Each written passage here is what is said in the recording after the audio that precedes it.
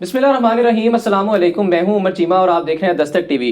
ناظرین، ایک انٹرویو کسی بھی مہمان شخصیت کے لیے ایک بہترین موقع ہوتا ہے کہ وہ اپنی ذات پر لگنے والے تمام تر الزامات پر کلیریفیکیشن دیتے ہوئے، وضاحت دیتے ہوئے اپنے آپ کو ان تمام تر الزامات سے بری الذمہ کر لے۔ آج کے اس پروگرام میں جو مہمان شخصیت ہمارے ساتھ موجود ہیں وہ بھی کئی ایک حوالہ جات سے کنٹروورشل رہتے ہیں، چاہے وہ سیاسی معاملات ہوں یا پھر مذہبی معاملات۔ آج کے اس پروگرام میں اسلامک اسکالر اور Islamic researcher engineer Muhammad Ali Mirza Sahab ہمارے مہمان ہیں۔ Sir, thank you so much for your time. آپ کے پاس آنے سے پہلے میں نے مختلف علماء اکرام سے، مختلف مکاتب فکر کے علماء اکرام سے میں نے رابطہ کیا اور میں نے ان سے کہا کہ ایک ایک سوال یا ایک ایک رائے جو ہے وہ مجھے دے دیں جسے میں سوال کی شکل دے کر آپ کے پاس آ سکوں۔ تو پہلا سوال جو ہے وہ تو ایک یہ کیا گیا، بالعموم سب کی طرف سے مشترکہ سوال تھا کہ آپ نے کہا کہ چونکہ فرقہ واریت کو ختم کرنے کے لیے میں نہ تو چندے لیتا ہوں نہ کوئی مساجد ہیں، اور آپ کے جو اسٹوڈنٹس ہیں وہ تمام مساجد میں جاتے بھی ہیں، پڑھتے بھی ہیں نماز وغیرہ۔ انہوں نے کہا کہ آپ کسی مسجد میں جا کر جمعہ نہیں پڑھاتے، اس کی کیا وجہ ہے؟ لا حول ولا قوة الا باللہ۔ اللہم صلی علی محمد وعلی آل محمد۔ میرے بھائی، میں نے کوئی مسجد بنائی نہیں ہوئی ہے، نہ میں نے کوئی پلاٹ اپنے چاہنے والوں سے ہتھیا کے اور چندوں کے اوپر آہستہ آہستہ کر کے بلڈنگ کھڑی کر کے اس کے ساتھ ایڈجسٹنٹ اپنا کوئی مکان بھی نہیں بنایا جی۔ تو اس لیے ضرورت ہی نہیں ہے مجھے کسی مسجد میں جمعہ پڑھانے کی۔ یہ جتنے لوگ مساجد میں جمعہ پڑھا رہے ہیں، یہ ان کے باپ دادا نے مسجدیں نہیں بنائی ہیں، بلکہ انہوں نے لوگوں کے چندے ہتھیا کے یہ مسجدیں بنائی ہیں، اور یہ ان کی سورس آف انکم بھی ہیں۔ جامعہ مسجد اس لیے بنائی جاتی ہے کہ جمعے والے دن زیادہ لوگ آتے ہیں، زیادہ چندہ اکٹھا ہوتا ہے، ورنہ ان پرنسپل ان سب لوگوں سے آپ پوچھیں کیا اسلام میں یہ چیز پریفریبل ہے کہ گلی میں 3 مسلک کی مسجدیں اور تینوں جامعہ مساجد ہیں؟ جامعہ مسجد کا کانسیپٹ یہ ہے کہ ہفتے میں ایک پولیٹیکل گیدرنگ ہوگی مسلمانوں کی، جس میں آپ نے مسلمانوں کے جو سیاسی معاملات ہیں اور معاشرتی ایشوز ہیں، معاشی ایشوز ہیں، ان کو آپ نے پبلکلی ڈسکس کرنا ہے۔ عید کی نماز جو ہے ہماری اینول گیدرنگ ہے، اور حج کی نماز اور حج کے جو اراکین اور باقی ساری چیزیں اس کے ساتھ جڑی ہوئی، یہ مسلمانوں کی انٹرنیشنل گیدرنگ ہے جی۔ تو جمعے کا جو خطبہ ہے وہ بیسیکلی ایک سمجھ لیں ایک ہفتے کے بعد یاد دہانی تذکیر کے لیے تھا، جی، جس میں مسلمانوں کے ایشوز بھی ڈسکس ہوتے ہیں اور باقی سارے معاملات۔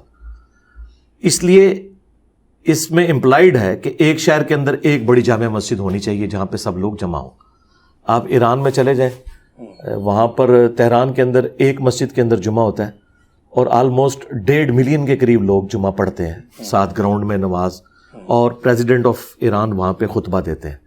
بیسیکلی یہ جو خطبات بھی ہیں نا، یہ ایک پولیٹیکل گیدرنگ ہے، تو جو لوگ گورنمنٹ لیول کے اوپر معاملات کو لے کے چل رہے ہیں انہیں جمعہ پڑھانا چاہیے۔ یعنی ہمارے جہلم شہر میں اصولاً ڈی سی کو نماز جمعہ پڑھانی چاہیے۔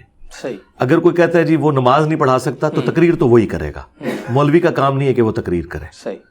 سیدنا عمر ایک پولیٹیکل لیڈر بھی تھے، مسلمانوں کے پیشوا بھی تھے، حافظ قرآن بھی تھے، امام مسجد بھی تھے، یہ ساری چیزیں ان کے اندر جمع تھیں، لیکن بیسیکلی چند صورتیں رٹ کے اور 2-4 باتیں دین کی سیکھ کے ایک بندہ ممبر پہ چڑھ کے کہ میں لوگوں کو دین سکھاؤں گا، جسے نہ ماڈرن سائنس کا پتہ ہو، نہ اسے دینی اختلافات کا پتہ ہو، نہ مسلمانوں کے ایشوز کا پتہ ہو، اور وہ کہ میں مسلمانوں کو گائیڈ کروں گا، ان لوگوں کو گائیڈ کرے گا کہ جن لوگوں نے اسے تنخواہ پہ رکھا ہوا ہے اور ان کی تعلیم بھی ان سے زیادہ ہے، وہ ان کو کمی کمین کی جگہ سمجھتے ہیں۔ اب میں کہیں پہ جمعہ پڑھاؤں گا تو مجھے کوئی کمی کمین کے طور پہ تو نہیں دیکھ رہا ہوگا، بالکل نہیں دیکھ رہا۔ اور یہی پوائنٹ ہے علی بھائی کہ یہ تو چالیں آپ نے برے صغیر کی یا پاکستان کی یا موجودہ صورتحال پر بات کی ہے نا، لیکن ان ایکچوئل تو دین میں جمعہ پڑھانے کا ہے، جس طرح سے آپ ایک ہفتے میں اکٹھ کرتے ہیں یہاں پر اپنی اکیڈمی میں۔ میں بڑے اطمینان سے یہ بات کہہ سکتا ہوں کہ اگر آپ جہلم میں یا کسی بھی اور شہر میں اگر آپ جا کر ایک جمعہ پڑھایا کریں تو وہاں پر بڑی تعداد آئے گی۔ جہلم شہر میں بھی ساری مسجدیں ویران ہو جائیں اگر میں جمعہ شروع کر لوں، لیکن اس کی وجہ نہیں، وہ پتہ کیا ہے، میں نے پہلے بھی کئی دفعہ عرض کیا ہے کہ بنو امیہ کی چالیں جہاں ختم ہوتی ہیں وہاں سے میری عقل سٹارٹ ہوتی ہے۔ ابھی تک ان کے پاس میرا کوئی کمزور پوائنٹ نہیں ہے۔ جس دن میں نے مسجد بنا لی نا تو وہ گالی ان کی جسٹیفائی ہو جائے گی جو مجھے اتنے عرصے سے دے رہے ہیں کہ دیکھو اس نے مسجد بنا لی نا، ہم نے پہلے ہی کہا تھا یہ فرقہ بنائے گا، اپنی مسجد الگ کرے گا۔ مسجد الگ کرنے کا مطلب ہی یہی ہوتا ہے کہ آپ بے شک کسی کو یہ میسج دیں یا نہ دیں کہ میری آپ کے پیچھے نماز ہو جاتی ہے, وہ کہے گا اگر میرے پیچھے ہو جاتی ہے تو آلریڈی اتنی مسجدیں تھیں, تو نے اپنی الگ مسجد کیوں بنائی؟ آپ کو پتا پاکستان میں جتنی مسجدیں بنتی ہیں نا وہ ضرورت کی بنیاد پہ نہیں بنتی. آپ اسلام آباد میں چلے جائیں, چپے چپے کے اوپر آپ کو مسجدیں نظر آئیں گی, آپ کہیں گے ایک محلے میں 2 مسجدیں کیا کر رہی ہیں؟ وہ 2 اس لیے کر رہی ہیں کہ جب وہ بریلویوں کو الاٹ کرتے ہیں نا تو دیوبندی اس وقت تک کاٹتے رہتے ہیں CDA کو, جب تک کہ مجبور ہو کے ایک پلاٹ ان کو نہیں وہ الاٹ کر دیتے. یا دیوبندیوں کو مسجد مل جائے تو بریلوی اس وقت تک انہیں کاٹتے رہتے ہیں جب تک کہ وہ انہیں مسجد نہ دے دیں. تو یہ ان کے شر سے بچنے کے لیے چپے چپے پہ انہوں نے مسجد, تو دونوں جامع مساجد ہوتی ہیں. آپ قطعاً اپنی نئی مسجد بنائیں, لیکن آج جو آپ ایک بات کرتے ہیں کہ ہم ہر مسلک کے پیچھے نماز پڑھتے ہیں, اور یقیناً ظاہر ہے مختلف مساجد میں آپ روزمرہ کی بنیاد پر جاتے ہوں گے, نمازیں ادا کرتے ہوں گے, تو اسی طرح آپ ایک جمعہ ایک مکتبہ فکر, ایک جمعہ ایک مکتبہ فکر, تو آپ کا میسج زیادہ اچھے طریقے سے. جی میں آپ کو بتاتا ہوں, یہ آپ کی جو معصومانہ خواہش ہے اس کے جواب میں یہ کہوں گا, مجھے تو آپ چھوڑ دیں. مفتی تقی عثمانی صاحب اور مفتی منیب الرحمان صاحب دونوں ایجوکیٹڈ پرسنالٹیز ہیں دنیاوی طور پر بھی, اور 2 بڑے جو سب کانٹیننٹ میں فرقے ہیں دیوبند اور بریلوی, ان کے وہ امام سمجھے جاتے ہیں. یہ دونوں ایک دوسرے کی مسجد میں ذرا جمعہ پڑھا کے بتا دیں, ان کی پبلک قبول نہیں کرے گی. الیاس قادری صاحب کو آپ کی پبلک قبول کر رہی ہے, میں بتا رہا ہوں نا, الیاس قادری صاحب کبھی بھی رائے ونڈ کی مسجد میں نماز نہیں پڑھا سکتے, اور رائے ونڈ والے جو مرکز ان کا مدنی مرکز کراچی کا اس میں نماز نہیں پڑھا سکتے. آپ نے میری بات کی نا کہ میری پبلک قبول کرے گی, میری پبلک تو قبول کر لے گی میرے اسٹوڈنٹس, میں جس مسجد میں جا کے پڑھاؤں گا نا وہ قبول نہیں کریں گے نا. تو میں نے تو آفر دے دی ہے, چلے میں آپ کی ویڈیو میں دوبارہ کہہ دیتا ہوں کہ جمعے کی نماز مفتی منیب الرحمان صاحب مجھے اپنی مسجد میں پڑھانے دیں. اچھا ہاں جی, جمعے کے بعد ہفتہ آتا ہے اور پھر اتوار کو یہاں بیٹھ کے درس دیں. مفتی تقی عثمانی صاحب مجھے اپنی مسجد میں جمعے کی نماز پڑھانے دیں, اور اس کے ساتھ ہی ایڈجسٹنٹ ایک دن کے بعد جو اتوار ہے وہ یہاں کے خطاب کریں. میں تیار ہوں. اگر آپ اپنے طور پر بڑے پن کا مظاہرہ کرتے ہوئے, ویسے ہی جہلم کی مرکزی مساجد تقریباً تمام مکاتب فکر کی جہلم میں موجود ہیں, آپ اپنے طور پر اگر جائیں یا یہاں ضرورت نہیں ہے, میرے بھائی ہے ہی نہیں ہے نا, آپ کوشش کریں نا, میں نے کیوں کوشش کرنی ہے؟ جو جمعہ ایک پڑھانا ہے جی وہ نہیں الاؤ کریں گے نا, وہ تو ایک دوسرے کو الاؤ نہیں کرتے. انہوں نے مساجد میں لکھا ہوتا ہے کہ اس مسجد کا امام وہ ہوگا جو اعلیٰ حضرت کے مسلک سے تعلق رکھتا ہو, نہ کسی کو یہاں واز کرنے کی اجازت ہے, نہ چندہ اکٹھا کرنے کی. یہ مساجد میں لکھ کے لگایا ہوا ہے. صحیح. آپ کن خوابوں کی دنیا میں رہ رہے ہیں, یہ ایسے ہے ہی نہیں ہے. اگر دعوت آتی ہے تو انشاءاللہ پڑھائیں گے. جی کیوں نہیں, میں اجازت, میں تو کہتا ہوں کہ اگر کوئی بڑے لیول کا بندہ اس طرح کی آفر کرتا ہے تو میں ضرور پڑھاؤں گا, اور ہم انہیں الاؤ کریں گے, وہ یہاں پہ بھی آ کے اپنا موقف رکھ سکتے ہیں. ٹھیک ہے. فیصل آباد کے ایک عالم دین گزرے ہیں ماضی میں, ان کے حوالے سے آپ کے ویڈیوز میں ہے کہ آپ نے ان کو شیخ بھی کہا, آپ نے ان کو شیخ الحدیث بھی کہا. ان کا ایک ختم نبوت کے حوالے سے ایک موقف رہا ہے جس پر آپ نے غالباً کو 2 منٹ کی ویڈیو بنائی ہوئی ہے. ہاں میرے بھائی 2 گھنٹے کی ویڈیو بنائی. اب جو اعتراض کرنے والے ہیں, ناقدین ہیں یا علماء اکرام ہیں, وہ یہ کہتے ہیں کہ آپ نے اس پر ایک دفعہ اس پر بات چیت کی ہے, جبکہ اگر کوئی آپ کی ذاتی کسی بھی ایشو کے حوالے سے کوئی بات چیت ہوتی ہے تو اس پر آپ ایک سیریز شروع کر دیتے ہیں, اور پھر اس پر 2 گھنٹے 1.5 گھنٹے کے باقاعدہ ایک لمبی چیزیں ہوتی ہیں جس میں پہلی بات ہے کہ وہ آپ کے اس عالم دین کے بارے میں جو کوسچن ہے نا, جی وہ جس ہمارے مخالف نے بتایا اس نے جھوٹ آپ کے متھے مار دیا. اس نے کہا 2 منٹ کا کلپ ہے. آپ ابھی یوٹیوب پہ لکھیں رپلائی ٹو مولانا اسحاق, اور ذرا اس ویڈیو کی لینتھ دیکھیں, 50 منٹ سے زیادہ وہ ویڈیو ہے, اور ٹاپک ایک ہے. ایک ٹاپک. جب میرے اوپر اعتراضات ہوتے ہیں نا, اگر ایک اعتراض ہوگا نا تو ظاہر ہے وہ تو 20-25 منٹ کی ویڈیو آئے گی, لیکن اگر آپ ایک ویڈیو میں میرے اوپر 10 اعتراضات داغ دیں گے تو میں ہر اعتراض کے اوپر 20-25 منٹ بولوں گا. ٹھیک ہے, یعنی آپ قادیانی ہونے کا اگر الزام لگائیں گے تو میں اس کے اوپر بولوں گا اور میں اسے ریبٹل کروں گا. لیکن اگر اس کے ساتھ آپ میرے اوپر الزام لگائیں یہ صحابہ کو گالیاں دیتا ہے تو پھر میں اسے بھی ریبٹل کروں گا. مولانا اسحاق صاحب سے ختم نبوت کے ایک جز میں, اور وہ بھی مولانا اسحاق صاحب نہیں, ان کے بابے نے کام ڈالا ہے, ان کے بابے نے, معین الدین ابن عربی نے. یہ اس کی گمراہی تھی جن کو بریلوی اور دیوبندی دونوں شیخ اکبر کہتے ہیں, اور بعض اہل حدیث بھی انہیں شیخ اکبر مانتے ہیں. یہ ان کی گمراہی تھی جو مولانا اسحاق صاحب نے جو ہے وہ آپ سمجھ لیں مستار لی تھی. تو مولانا اسحاق صاحب پہ جو رد بنتا ہے نا اصولاً, وہ بیسیکلی اس بڑے بابے پہ بنتا ہے جن سے مولانا اسحاق نے لی تھی. لیکن پھر بھی میں نے جو ویڈیو ریکارڈ کرائی ہے وہ رپلائی ٹو مولانا اسحاق ہے, اور 2 منٹ کی نہیں میری جان, 2 घंटे की جی آلموسٹ 2 گھنٹے کی. تو میں آپ کو کلیکٹو بتا رہا ہوں جو ایک اسپیسیفک یہ ٹاپک ہے وہ 50 منٹ کی ویڈیو آپ یوٹیوب پہ لکھیں اور اس کی ویورشپ بھی آپ دیکھیں. اس کے علاوہ بھی جہاں جہاں مجھے اختلاف ہوتا ہے میں اس کے اوپر ویڈیوز ریکارڈ کراتا ہوں. اس کے باوجود بھی شیخ الحدیث اور شیخ الاسلام جی اعلیٰ حضرت اگر میں فیصل آباد والوں کی میں بتانے لگوں نا, اعلیٰ حضرت اگر صوفیانہ گمراہیاں پھیلا کر, اعلیٰ حضرت اگر چشتی رسول اللہ والی کتاب سبا سنابل کی تعریف کر کے, جی ان کو میں اعلیٰ حضرت ہی کہتا ہوں, کالا حضرت تو نہیں کہا نا. گلے پھاڑنے والے جو 2 بھائی ہیں نا, ان کے جو ابا جان تھے نا, جو ضیاء دور کے اندر ایک مرڈر اٹیمپٹ میں مارے گئے, جی انہوں نے جو کتاب لکھی ہے نا البریلویہ, اس کے اندر جو انہوں نے القابات استعمال کی ہیں نا احمد صاحب بریلوی صاحب کے لیے, جو غلیظ زبان میں تو کبھی استعمال نہیں کی. تو جن لوگوں کے عقائد کو میں گمراہ کن سمجھتا ہوں انہیں میں اعلیٰ حضرت امام احمد صاحب بریلوی کہتا ہوں. جی تو اس وقت تو کوئی اعتراض نہیں ہوتا. تو اس کا یہ مطلب نہیں کہ میں ان کی گمراہی کے ساتھ ایگری کر رہا ہوں. یہ میرا بڑا پن ہے کہ میں ان کو رسپیکٹ دیتا ہوں. میں مفتی تقی عثمانی کہتا ہوں, کبھی میں نے یہ نہیں کہا کہ کل کا چھوکرا تقی عثمانی, یہ نہیں میں کہتا. لیکن چلیں یہاں سے ایک اور سوال نکل جائے گا. نہیں سوال زیادہ ہو گیا, پہلے اس ٹاپک پہ رہیں. دیکھیں ٹاپک سے ڈیویٹ نہیں کرنا. میں نے آپ کو ریبٹل کر دیا کہ یہ جو اعتراض ہے تو یہ میں صرف مولانا اسحاق نہیں, جن کو میں گمراہ سمجھتا ہوں انہیں بھی رسپیکٹ دیتا ہوں. میں نے کہا مولانا اشرف علی تھانوی صاحب, جی مولانا بھی کہا اور صاحب بھی کہا, اس سے بڑی کوئی ڈگری نہیں, میں رسپیکٹ ان کو دے رہا ہوں. جی اس میں کیا مسئلہ؟ سر مولانا صاحب یا پھر اعلیٰ حضرت کا وہ معنی نہیں نکلتا جو شیخ الاسلام شیخ کا وہ جو ظاہر ہے ان کے ایک مخصوص مقدار یا مخصوص یہ آپ کا کہنا ہے حدیث کی یاد کی ہوں, وہ اسے شیخ الحدیث یا شیخ الاسلام کا ٹائٹل دیا. تو اس پر ہے کہ ایک شخص کا ختم نبوت کے حوالے سے ایک پرٹیکولر موقف ہے, اس کے باوجود بھی اس کے ریبرٹل کے باوجود بھی اس ریبرٹل کے باوجود جو آپ نے کہا کہ 2 گھنٹے کی ویڈیو, اس ریبرٹل کے باوجود بھی شیخ الاسلام کا ٹائٹل دینا, میں پہلی بات یہ ہے اعتراض نہیں صاحب کہنے پہ, جس سے وہ ڈیویٹ ہوئے محی الدین ابن عربی, جی جی اس کو تو شیخ الاسلام کہتے ہیں نا دیوبندی اور بریلوی, ٹھیک ہے نا, کہتے ہیں نا شیخ الاسلام. ان سے مستعار لیا مولانا اسحاق صاحب نے. اگر مولانا اسحاق صاحب کا یہ موقف غلط ہے تو دیوبند اور بریلوی نے محی الدین ابن عربی کو شیخ الاسلام کہنا کیوں نہیں چھوڑ دیا؟ ٹائم قیامت ہے کہ جواب دینا ہے, ٹھیک ہے.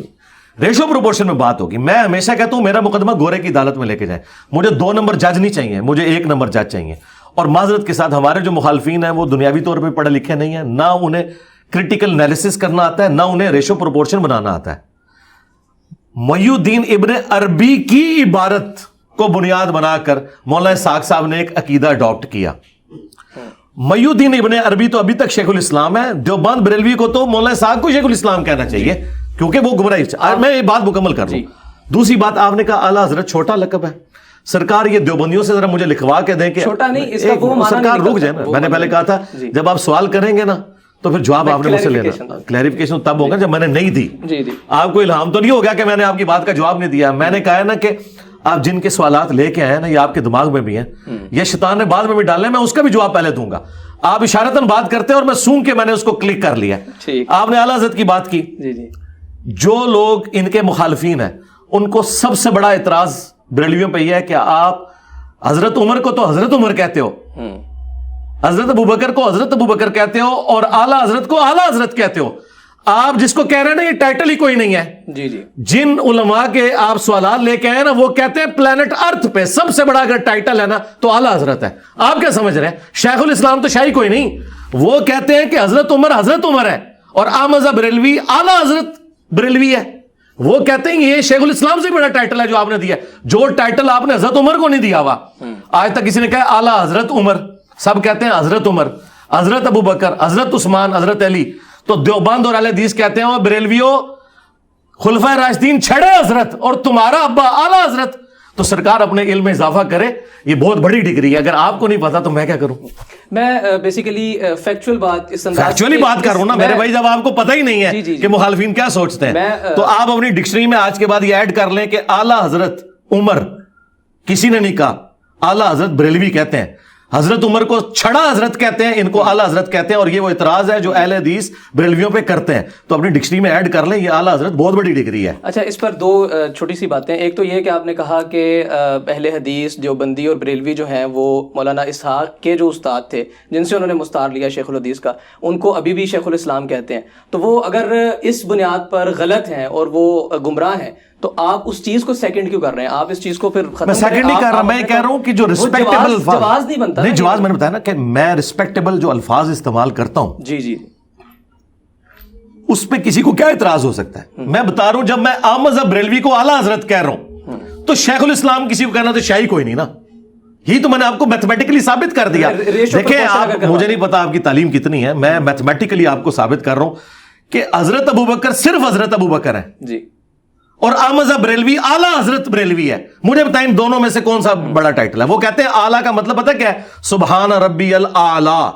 وہ کہتے ہیں اعلیٰ سب سے اعلیٰ حضرت, سب سے اعلیٰ حضرت حضرت عمر نہیں ہے, ابوبکر نہیں ہے, احمد بریلوی ہے. آپ اس ٹائٹل کو ویسے پھینک رہے ہیں کیونکہ آپ ایکسپیکٹ نہیں کر رہے تھے کہ میں اتنا بڑا چھکا مار دوں گا آگے سے کہ وہ پلانٹ ارتھ سے باہر نکل جائے گا. تو جب میں چھکے اسی طرح ہی مارتا ہوں, میرے مخالفین کیوں میرے سامنے فیل ہو گئے, انہیں پتہ ہی نہیں ہوتا کہ آگے کیا جواب دے گا. میں نے اتنی بڑی بات کی ہے, چوتھی دفعہ ریپیٹ کر رہا ہوں کہ حضرت ابوبکر صرف حضرت ابوبکر ہے اور اعلیٰ حضرت بریلوی ہے. یہ ٹائٹل بڑا ہے, جو صحابہ کو بھی ٹائٹل نہیں ملا وہ انہوں نے ان کو دیا ہے. اس کے باوجود میں اعلیٰ حضرت کہتا ہوں. کیوں کہتا ہوں؟ کہ جن کی نظر میں وہ اعلیٰ حضرت ہے نا, وہ انہیں اعلیٰ حضرت کہتے ہیں. اگر اعلیٰ حضرت کہنے سے وہ میری بات سننے کے لیے تیار ہے تو میں بات کروں گا. کسی کو رسپیکٹ دینے کے بارے میں آپ مجھ سے گلہ تب کریں جب میں کسی بڑے عالم دین کے بارے میں کوئی ایسے الفاظ استعمال کر رہا ہوں جو ڈس رسپیکٹ والے ہیں. پھر تو آپ کہیں گے کہ فلاں کو تو آپ نے جو ہے نا وہ یہ گالی دے دی اور اس کو آپ نے اعلیٰ حضرت کہہ دیا. اس سوال سے موو آن کرتے ہیں, 2 حرفی جواب لے کے آپ سے. اگر میں آپ سے کہوں کہ میتھمیٹیکلی پروپورشنل کے اعتبار سے آپ مجھے بتا دیجئے اصول حدیث کو مد نظر رکھتے ہوئے شیخ الحدیث کا ٹائٹل بڑا ہے, فیکچولی کوئی کیا کہہ رہا ہے وہ نہیں, فیکچولی شیخ الحدیث کا ٹائٹل بڑا ہے یا اعلیٰ حضرت کا ٹائٹل بڑا ہے؟ آپ شیخ العزیز 1 کروڑ بھی ہونا اعلیٰ حضرت کے برابر نہیں ہے.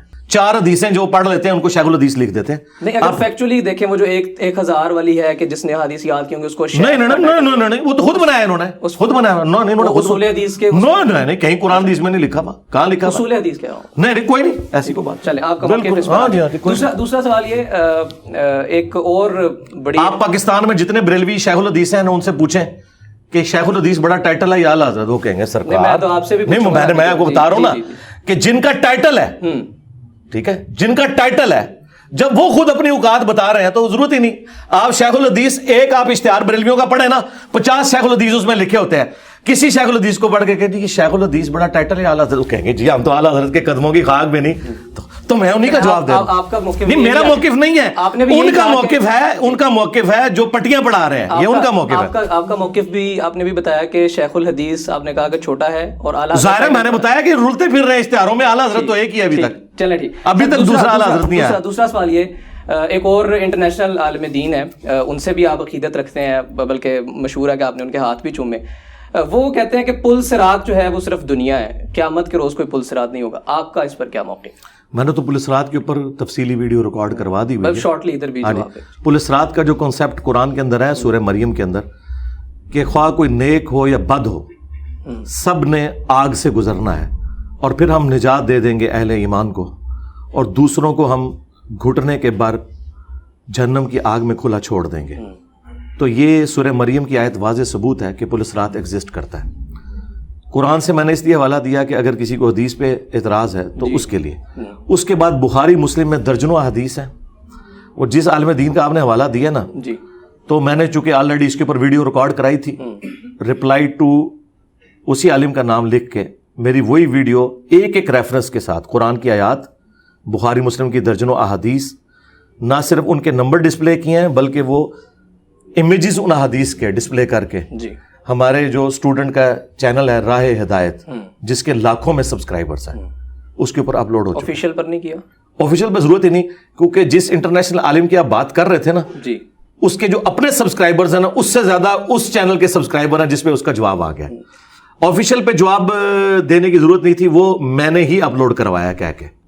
اور اگر اس لیول پہ بات پہنچی ہمارا اصول یہ ہے. آفیشیل پر کروا دیتے تو ذرا تنقید نہ ہوتی جو ہو رہی تھی. نہیں, میرے پہ کوئی تنقید نہیں. اس کی وجہ یہ ہے کہ میرے پہ تنقید تو تب ہو نا جب میرا نظریہ اس کا ہو.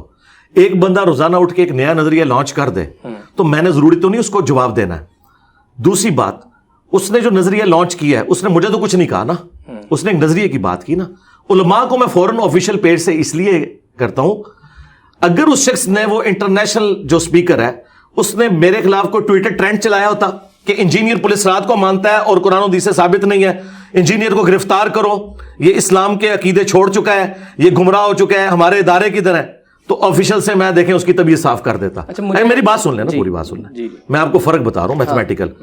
جن لوگوں کی بات کر رہے ہیں نا وہ اس طریقے سے اختلاف کرتے ہیں, اگر وہ بھی ایسے اختلاف نہ کریں, وہ اپنا نظریہ دیں. مطلب ایک عالم کہتا ہے جی میرا یہ نظریہ ہے حضرت معاویہ رضی اللہ تعالیٰ کے بارے میں, اور مجھے اشارتاً بھی ذکر نہ کرے, میں کبھی بھی اسے ریبٹل نہیں کروں گا, ریبٹل بھی نہیں کروں گا.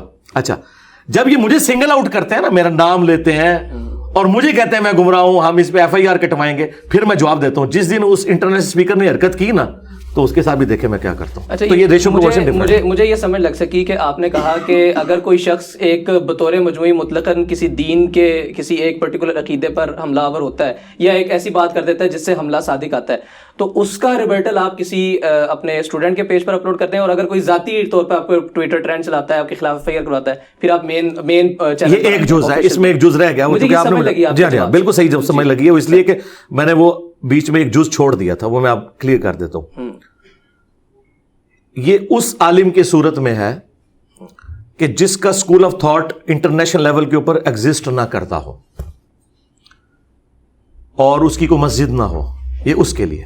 لیکن جو اسٹیبلش فرقے ہیں جن کے کروڑوں ماننے والے ہیں, دیندار لوگ, اگر ان میں ہوگا نا ان کو آفیشل سے ہی جواب جائے گا. اس کی وجہ یہ ہے کہ وہ کسٹوڈین بنیں گے اس فکر کے کہ جو اہل سنت کی فکر ہے. وہ شخص جس کی آپ بات کر رہے ہیں نا, اس نے تو اعلانیہ کہہ دیا نا جی میں ان حدیثوں کو صحیح نہیں سمجھتا. اس کے باوجود بھی آپ عقیدت رکھتے ہیں, وہ ہاتھ چومنے والی جو بات بڑی. میرے بھائی, ہاتھ اگر میں نے چوم لیے ہیں, میں نے تو ہاتھ ان لوگوں کے بھی چومے ہیں جنہوں نے پوری زندگی اس فرقے کی خدمت کی ہے جن کے عقیدے المہند المفند میں لکھے ہوئے ہیں. ٹھیک ہے, یعنی مولانا طارق جمیل صاحب. اچھا, میں ہاتھ ان لوگوں کے بھی چومتا ہوں جنہوں نے 3 دفعہ مجھ پہ مرڈر اٹیمپٹ کروائی, یعنی بریلوی فرقے کے علماء. تو جتنے بھی بڑے علماء آتے ہیں میں سب کے ہاتھ چومتا ہوں.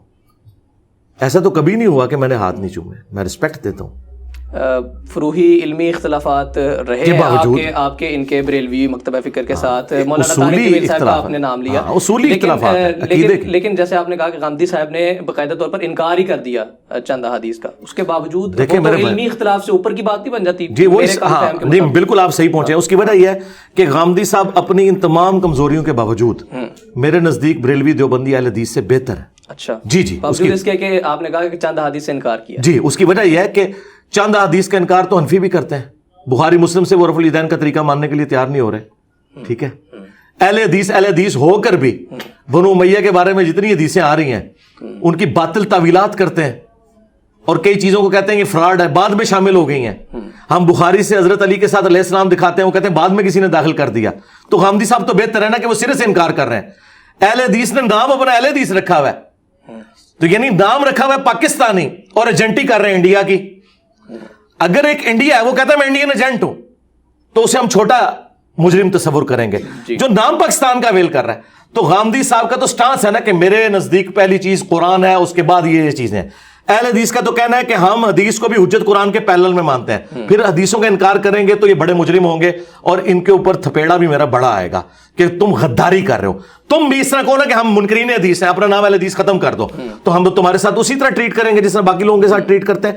لہٰذا یہ ریشو پروپورشن اس لیے رکھنا پڑتا ہے کہ ایک بندہ جو اپنا اصول کلیم, اور دوسری بات جو میں نے آپ کو کی کہ میں غامدی صاحب کو بہتر اس لیے سمجھتا ہوں کہ غامدی صاحب چشتی رسول اللہ اور اشرف رسول اللہ کا دفاع نہیں کرتے اس حوالے سے کہ وہ اسے صحیح سمجھتے ہوں.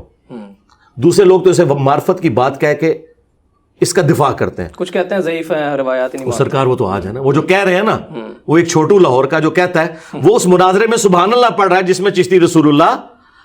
خواجہ نے کیا فرمایا, سنو کہ میں کون ہوں اور کیا ہوں. محمد الرسول اللہ सल्लल्लाहु अलैहि वसल्लम के दरबार के कमीने गुलामों में से एक हूँ, कमीने गुलामों में से एक हूँ, कमीने गुलामों में से एक हूँ। ये आपकी मुस्कुराहट ही उसके लिए जवाब है। ठीक। वो उस मुनाजरे में सुबहान अल्लाह पढ़ रहा है चिश्ती रसूलुल्लाह के दिफा पे, जो आज कह रहा है बाद में किसी ने दाखिल कर दिया है। तो मेरा ख्याल है जितना अपने फिरके को लॉस उस शख्स ने पहुंचाया है, क्योंकि अभी तो वीडियो है जो उसे हॉन्ट कर रही है कि तू बैठा हुआ सुबहान अल्लाह कर रहा था, आज तू कह रहा है बाद में दाखिल कर दिया। तो जब तू अपने बड़े के साथ बैठ के दिफा कर रहा था उसको तो तूने नहीं समझाया। और दूसरा, तेरे बड़े ने तुझे गुमराह किया जी। और तेरे मुखालिफ ने तुझे हिदायत दे दी कि तूने कहा ये कुफर भी है और बाद में दाखिल हुआ। तो तेरा तो उस्ताद मैं हूं ना जिसने तुझे हिदायत दी। जिन उस्तादों के साथ तू रहा वो पूरी जिंदगी तुझे गुमराह करते रहे, जन्नत में ले जाने वाले थे। मैंने तेरा हाथ पकड़ लिया और कहा ये चिश्ती रसूलुल्लाह गलत है और तूने मेरे कहने पे, लेकिन तू मान नहीं रहा। तो ठीक है, तेरी पब्लिक को तो पता है ना। तो ये आप समझ लें, जो मैं वो रेशो प्रोपोर्शन बता रहा था। चूंकि गामदी साहब अकीदा तौहीद के हवाले से, खत्म नबूवत के हवाले से बेहतर है बरेलवी देवबंदी अहले हदीस से, लिहाजा उनके लिए मेरे दिल में ज्यादा रिस्पेक्ट है।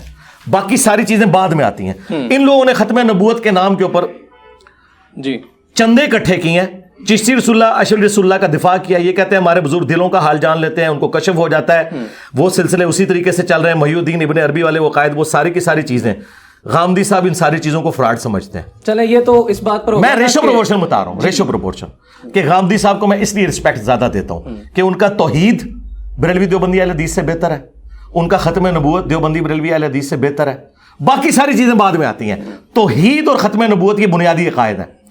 और अहले हदीस को भी मैं कहूंगा ये चिश्ती रसूलुल्लाह अशरफ रसूलुल्लाह का दिफा करते हैं, क्योंकि इसके खिलाफ नहीं बोल रहे बल्कि उनके साथ मिल गए हैं। तो लिहाजा अहले हदीस भी, तुम्हारा कलमा भी अब चिश्ती रसूलुल्लाह अशरफ रसूलुल्लाह है, क्योंकि तुमने मेरे बुक्स के अंदर आके उनके साथ एका कर लिया है जिन्होंने खत्म नबूवत के ऊपर डाके मारे हैं। और तुमने रेशो प्रोपोर्शन का ख्याल नहीं रखा, मैंने फिर भी रेशो प्रोपोर्शन का ख्याल रखा। रेशो प्रोपोर्शन का ख्याल रखते हुए आपकी इस बात से ये समझ लगी कि यूं तो फिर एक ही सफ में खड़े हो गए महमूद अयाज। गांधी साहब ने चंद हदीस का इनकार कर दिया, फिर भी आप कह रहे हैं वो बेहतर है। अहले हदीसों ने कर दिया, बरेलवियों ने कर दिया, तो फिर सबको यकसर तनकीद का मैंने बताया ना, अकीदे की है ना। अकीदा तौहीद पहले नंबर पे है। अच्छा, अब देखें, देवबंद और बरेलवी कहते हैं मरे हुए बुजुर्गों से भी फैज लेने के कायल हैं। अब ये तो इय्याका नअबुदु व इय्याका नस्तईन के खिलाफ है जी। तो गामदी साहब तो ये नहीं कहते ना। इस्लाम की बुनियादी अकीदत तौहीद और खत्म नबूवत पे है, बाकी सारी चीजें फुरोई हैं। रफुल यदैन से कोई फर्क नहीं पड़ता। आप रफुल यदैन कह रहे हैं, मैं कहता हूं ये नमाज भी छोड़ दें, मेरी तरफ से जाए जहन्नम में। अकीदा जो है ना असल, वो है ला इलाहा इल्लल्लाह तौहीद, मोहम्मद रसूलुल्लाह, उसके बाद खत्म नबूवत। देखिए कादियानियों को हमने इस्लाम से क्यों निकाला है? क्या कादियानी नमाज नहीं पढ़ते? क्या वो ये कलमा नहीं पढ़ते? खत्म नबूवत में उन्होंने इख्तलाफ किया। खत्म नबूवत से बड़ी चीज अकीदा तौहीद है। तौहीद और खत्म नबूवत में जिनकी करप्शन है उनकी रेशो प्रोपोर्शन गुमराही की ज्यादा ही होगी। बाकी सारे मसाइल छोटे हैं। ये सिर्फ ये मसला नहीं कि तूने भी हदीस का इनकार कर दिया, मैंने भी हदीस का इनकार कर दिया ना। एक हदीस का इनकार जो है वो एक अमल के ऊपर है और एक है बुनियादी अकीदे के ऊपर। ये हो ही नहीं सकता कि दो तरह के जुर्म बराबर हो जाए, ये तो अल्लाह भी नहीं बराबर करता। चले, एक और रेशो प्रोपोर्शन का तरीका निकाल लेते हैं। आपने अपने ऑफिशियल यूट्यूब चैनल पर अहले हदीसों के खिलाफ, बरेलवियों के खिलाफ, देवबंदियों के खिलाफ मुनकिर हदीस होने की वजह से कितनी वीडियोस अपलोड की और गामदी साहब के खिलाफ कितनी वीडियोस अपने ऑफिशियल पर? जी ऑफिशियल जी। प्रोपोर्शन यहां से जी सरकार देखे तो सही। जी जी। वाहिद है गामदी साहब जिनके ऊपर मैंने पूरी की पूरी एक नशिस्त में 2.5-3 घंटे की 20 क्वेश्चंस अबाउट जावेद अहमद गामदी पूरी सीरियल की है। ये सीरियल मैंने अभी तक बरेलवी देवबंदी अहले हदीस शिया के ऊपर की ही नहीं है कि मैंने उनके पूरे नजरियात, उनके एक स्टूडेंट थे वो आए, उनका मैंने सवालात करने हैं उनके डैलस के खुतबात की बुनियाद के ऊपर। अच्छा। तो मैंने कहा मुझे आपने सवाल दिखाने भी नहीं, उनको तरतीब से लिखें, मैं पूरी नशिस्त करूंगा। प्लेनेट अर्थ पे गामदी साहब वो खुशनसीब है इन्वर्टेड कामर्स में कि जिनके ऊपर मैंने पूरा प्रोग्राम रिकॉर्ड किया। अच्छा, दूसरी बात, दूसरा गामदी साहब से इख्तलाफ हुआ हजरत मीर माविया रदी अल्लाह तआला के मसले पे, तो मैंने उसके ऊपर पूरी तफसीली वीडियो उनके ऊपर रिकॉर्ड करवाई। ठीक है। अच्छा, रफुल इज़दैन के हवाले से उन्होंने बात की, मैंने उसके ऊपर वीडियो। आप गामदी साहब का एक नजरिया बताएं कि जो गुमराही पर मबनी है, और मैंने उसके ऊपर बाई नेम मुखातिब करके नज़ूल मसीह और हयात मसीह, ये बहुत क्रिटिकल इशू था। सारे लोग उनको हदीसों से जवाब दे रहे थे, मैंने कुरान से बुनियाद बना के और गांधी साहब की तस्वीर लगाई है। अच्छा, मेरी सबसे ज्यादा मेरी सबसे ज्यादा वीडियोस میری ہی گامدی صاحب کے جواب میں جس طرح مجھے قادیانی کہتے ہیں نا, میں نے چیلنج دیا ہے آفیشیل پر کہ آفیشیل پہ سرکار, آفیشیل پہ پلانٹ ارتھ پہ سب سے زیادہ قادیانیوں کے خلاف ویڈیوز اس ناچیز کی ہیں جس کو تم قادیانی کہتے ہو. پلانٹ ارتھ پہ سب سے زیادہ ویڈیوز گامدی صاحب کے خلاف میری ہیں. طارق مسعود صاحب 2 یا 3 ویڈیوز آپ دکھائیں گے, وہ بھی انہوں نے سطحی گفتگو کی ہے. میں نے پوری ڈاکٹرن گھنٹوں کی ویڈیوز گامدی صاحب کی تصویریں لگا کے ریپلائی ٹو گامدی صاحب ریکارڈڈ ہے.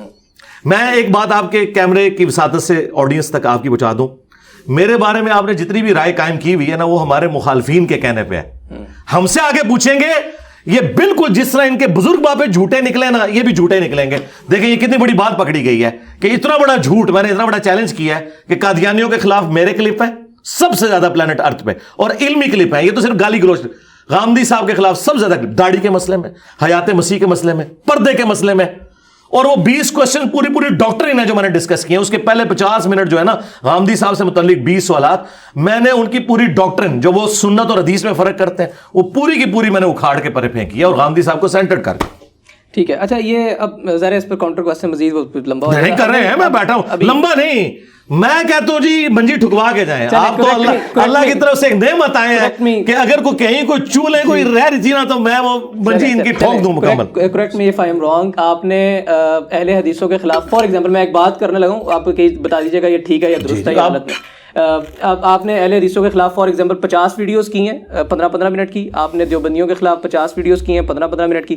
غامدی صاحب کے خلاف آپ نے 3 گھنٹے کی ایک ہی ویڈیو کی. نہیں ایک ویڈیو نہیں, میں کئی ویڈیوز. مجھے آپ کہتے ہیں کہ میں غلط کہہ رہا ہوں. جی غلط کہہ رہے ہیں آپ. اور دوسری بات اس کا اصل کیا جواب ہے؟ اصل جواب یہ میں دے چکا کہ ایک نہیں کئی ویڈیوز. آپ لکھیں ریپلائی ٹو غامدی تو دیکھیں وہ جو ویڈیوز بنی وہ تو پوری میں نے کہا کہ اسپیشل پورا پروگرام کیا اور پھر اس پروگرام کے کلپس بنائے علیحدہ ٹاپک وائز.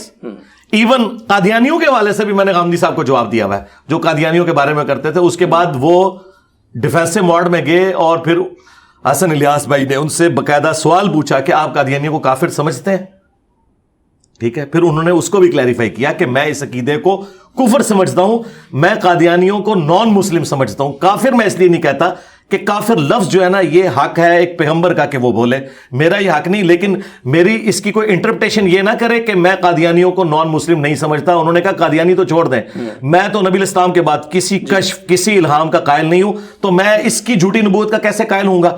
اور دوسری بات آپ نے اہل حدیث کی بات کی, میری ایک نہیں درجنوں بلکہ اسٹوڈنٹس کی ملائیں آپ سینکڑوں ویڈیوز میں نے یہ کہا کہ اس پلانٹ ارتھ پہ سب سے بہترین مکتبہ فکر اہل حدیث ہے, اور یہ اہل حدیث کو آن ریکارڈ ہے. اچھا غامدی صاحب کا ایک اور بھی موقف ہے جس پر ان سے سوال کیا گیا, جس کے جواب میں انہوں نے کہا کہ اصل بحث تو بنتی ہے حضرت علی پر, حضرت فاطمہ پر, حسنین کریمین پر کہ یہ بھی اہل بیت کا حصہ ہے یا نہیں. یہ تو جسٹ میں نے بنیاد بنائی ہے, تمہید باندھی ہے.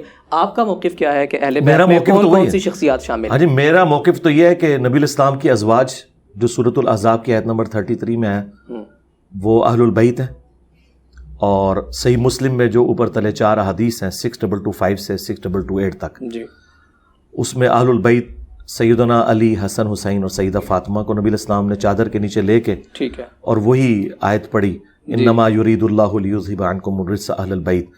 پھر صحیح مسلم میں 6220 میں جو نجران کے عیسائیوں کے ساتھ مباہلہ ہوا تھا اس میں بھی نبی الاسلام نے انہیں کہا اللہم ہؤلاء اہل بیتی. اور سب سے بڑھ کر جو اس حدیث کے راوی ہیں, میرا تھوڑا اس پہ سخت سٹانس ہے, میں بتا دوں کیمرے میں. جی میں آپ کو بتا دوں کہ میں جو نبی الاسلام کی بیوی ہے نا جی, انہیں دوسرے نمبر پہ اہل بیت مانتا ہوں. پہلے نمبر پہ جو اہل بیت ہے نا وہ یہی ہیں حسن و حسین, فاطمہ اور سیدنا علی. یعنی میں غامدی صاحب سے 180 ڈگری عقیدہ رکھتا ہوں. ٹھیک ہے, اس کی میں ریزن بتاتا ہوں, کیونکہ میرے نزدیک قرآن و سنت دونوں حجت ہیں. تو صحیح مسلم میں جو غدیر خم کی حدیث ہے نا قرآن اور اہل البیت 6225 سے 6228 تک, اس حدیث کے راوی ہیں زید بن ارقم. وہ جب حدیث بیان کرتے ہیں نا کہ قرآن کو پکڑ لینا نبی علیہ السلام نے فرمایا تھا, اور میرے اہل بیت کے ساتھ میری وفات کے بعد اس نے سلوک کرنا, میں تمہیں 2 بھاری چیزیں چھوڑ کے جا رہا ہوں, قرآن اور اہل بیت. اس کے اینڈ پہ کچھ تابعین جو ہے زید بن ارقم سے پوچھتے ہیں کہ کیا نبی کی بیویاں اہل بیت ہیں؟ ٹھیک ہے, تو وہ کہتے ہیں ہاں وہ بھی اہل بیت ہیں, لیکن اس حدیث میں نبی الاسلام نے جن اہل بیت کے ساتھ اس نے سلوک کا کہا وہ ہیں جو آل علی, آل عقیل, آل جعفر اور آل عباس ہے, جن کو کربلا میں قتل کیا گیا. اگلی بات سنیں, مسلم شریف میں اس سے اگلی حدیث میں ہے کہ زید ابن ارقم غصے میں آ کے کہتے ہیں کہ نبی کی بیویاں اہل بیت نہیں ہیں. نہیں ہے کہ الفاظ ہیں مسلم شریف میں. وہ کہتے ہیں اس لیے کہ بیوی اہل بیت کیسے ہو سکتی ہے؟ بیوی اس وقت تک اہل بیت ہے جب تک خاوند اسے عقد میں رکھے, جب اسے طلاق دے دے تو فارغ ہو جائے گی. لیکن جو اولاد ہوتی ہے, جو دودھ کے اور خون کے رشتے کے لوگ ہیں, انہیں تو کوئی آگ بھی نہیں کر سکتا, وہ ہمیشہ ہی اہل بیت رہتے ہیں بشرطے کہ وہ دین نہ کوئی چھوڑ جائے. تو انہوں نے کہا نبی الاسلام کے اہل البیت وہ ہیں جو آپ کے دودھ کے رشتے کے, آپ کے خاندان کے لوگ ہیں, آل علی, آل عقیل, آل جعفر اور آل عباس. اچھا, اب زید ابن ارقم کے الفاظ مسلم شریف میں ہیں کہ نبی کی بیویاں اہل بیت نہیں ہیں. اب میں اس کی تعویل کرتا ہوں کہ وہ مطلقاً انکار نہیں کر رہے تھے, حالانکہ اس میں مطلقاً انکار ہے. وہ یہ بتانا چاہ رہے تھے کہ جن اہل بیت کے ساتھ حسن سلوک کا نبی الاسلام نے کہا وہ ہیں جو حضور کے خاندان کے لوگ ہیں, کیونکہ حضور کو بتایا گیا تھا کہ آپ کی وفات کے بعد امت ان کے ساتھ برا سلوک کرے گی. نبی کی بیویوں کے ساتھ تو کوئی برا سلوک نہیں ہوا. نبی کی بیویوں کے ساتھ اگر برا سلوک کرنا تھا تو وہ کرنا تھا بنو ہاشم نے, نعوذ باللہ. لیکن آپ نے اپنا موقف دیا کہ آپ پہلے, میں بات پوری کر لوں, ان کے ساتھ کسی نے برا سلوک نہیں کیا. برا سلوک ہوا ہے حضور کی اولاد کے ساتھ. نبی کی بیویوں کو تو ہمیشہ ہر بندے نے عزت دی, ایون حضرت معاویہ رضی اللہ عنہ نے ان کو عزت دی اپنے دور میں, کیونکہ وہ کمپٹیٹر سمجھتے تھے نا ان کو اہل بیت کا. اور اہل بیت تو ویسے ہی عزت دیتے تھے کیونکہ وہ سوچ بھی نہیں سکتے تھے کہ نبی الاسلام کی بیوی کے ساتھ کوئی برا سلوک کرتے. تو نبی کی جو بیوی ہے نا, انہوں نے دونوں طرف سے عزت انجوائے کی ہے, شیعان علی کی طرف سے بھی اور شیعان بنو امیہ کی طرف سے بھی, کیونکہ دونوں کے لیے رسپیکٹیبل. اور دیکھیں نا عمار ابن یاسر کا خطبہ ہے بخاری میں کہ لوگوں عائشہ نکل چکی ہیں بصرہ سے علی سے لڑنے کے لیے, لیکن یاد رکھنا وہ دنیا اور آخرت میں تمہارے نبی کی بیوی ہیں, مومنین کی ماں ہے.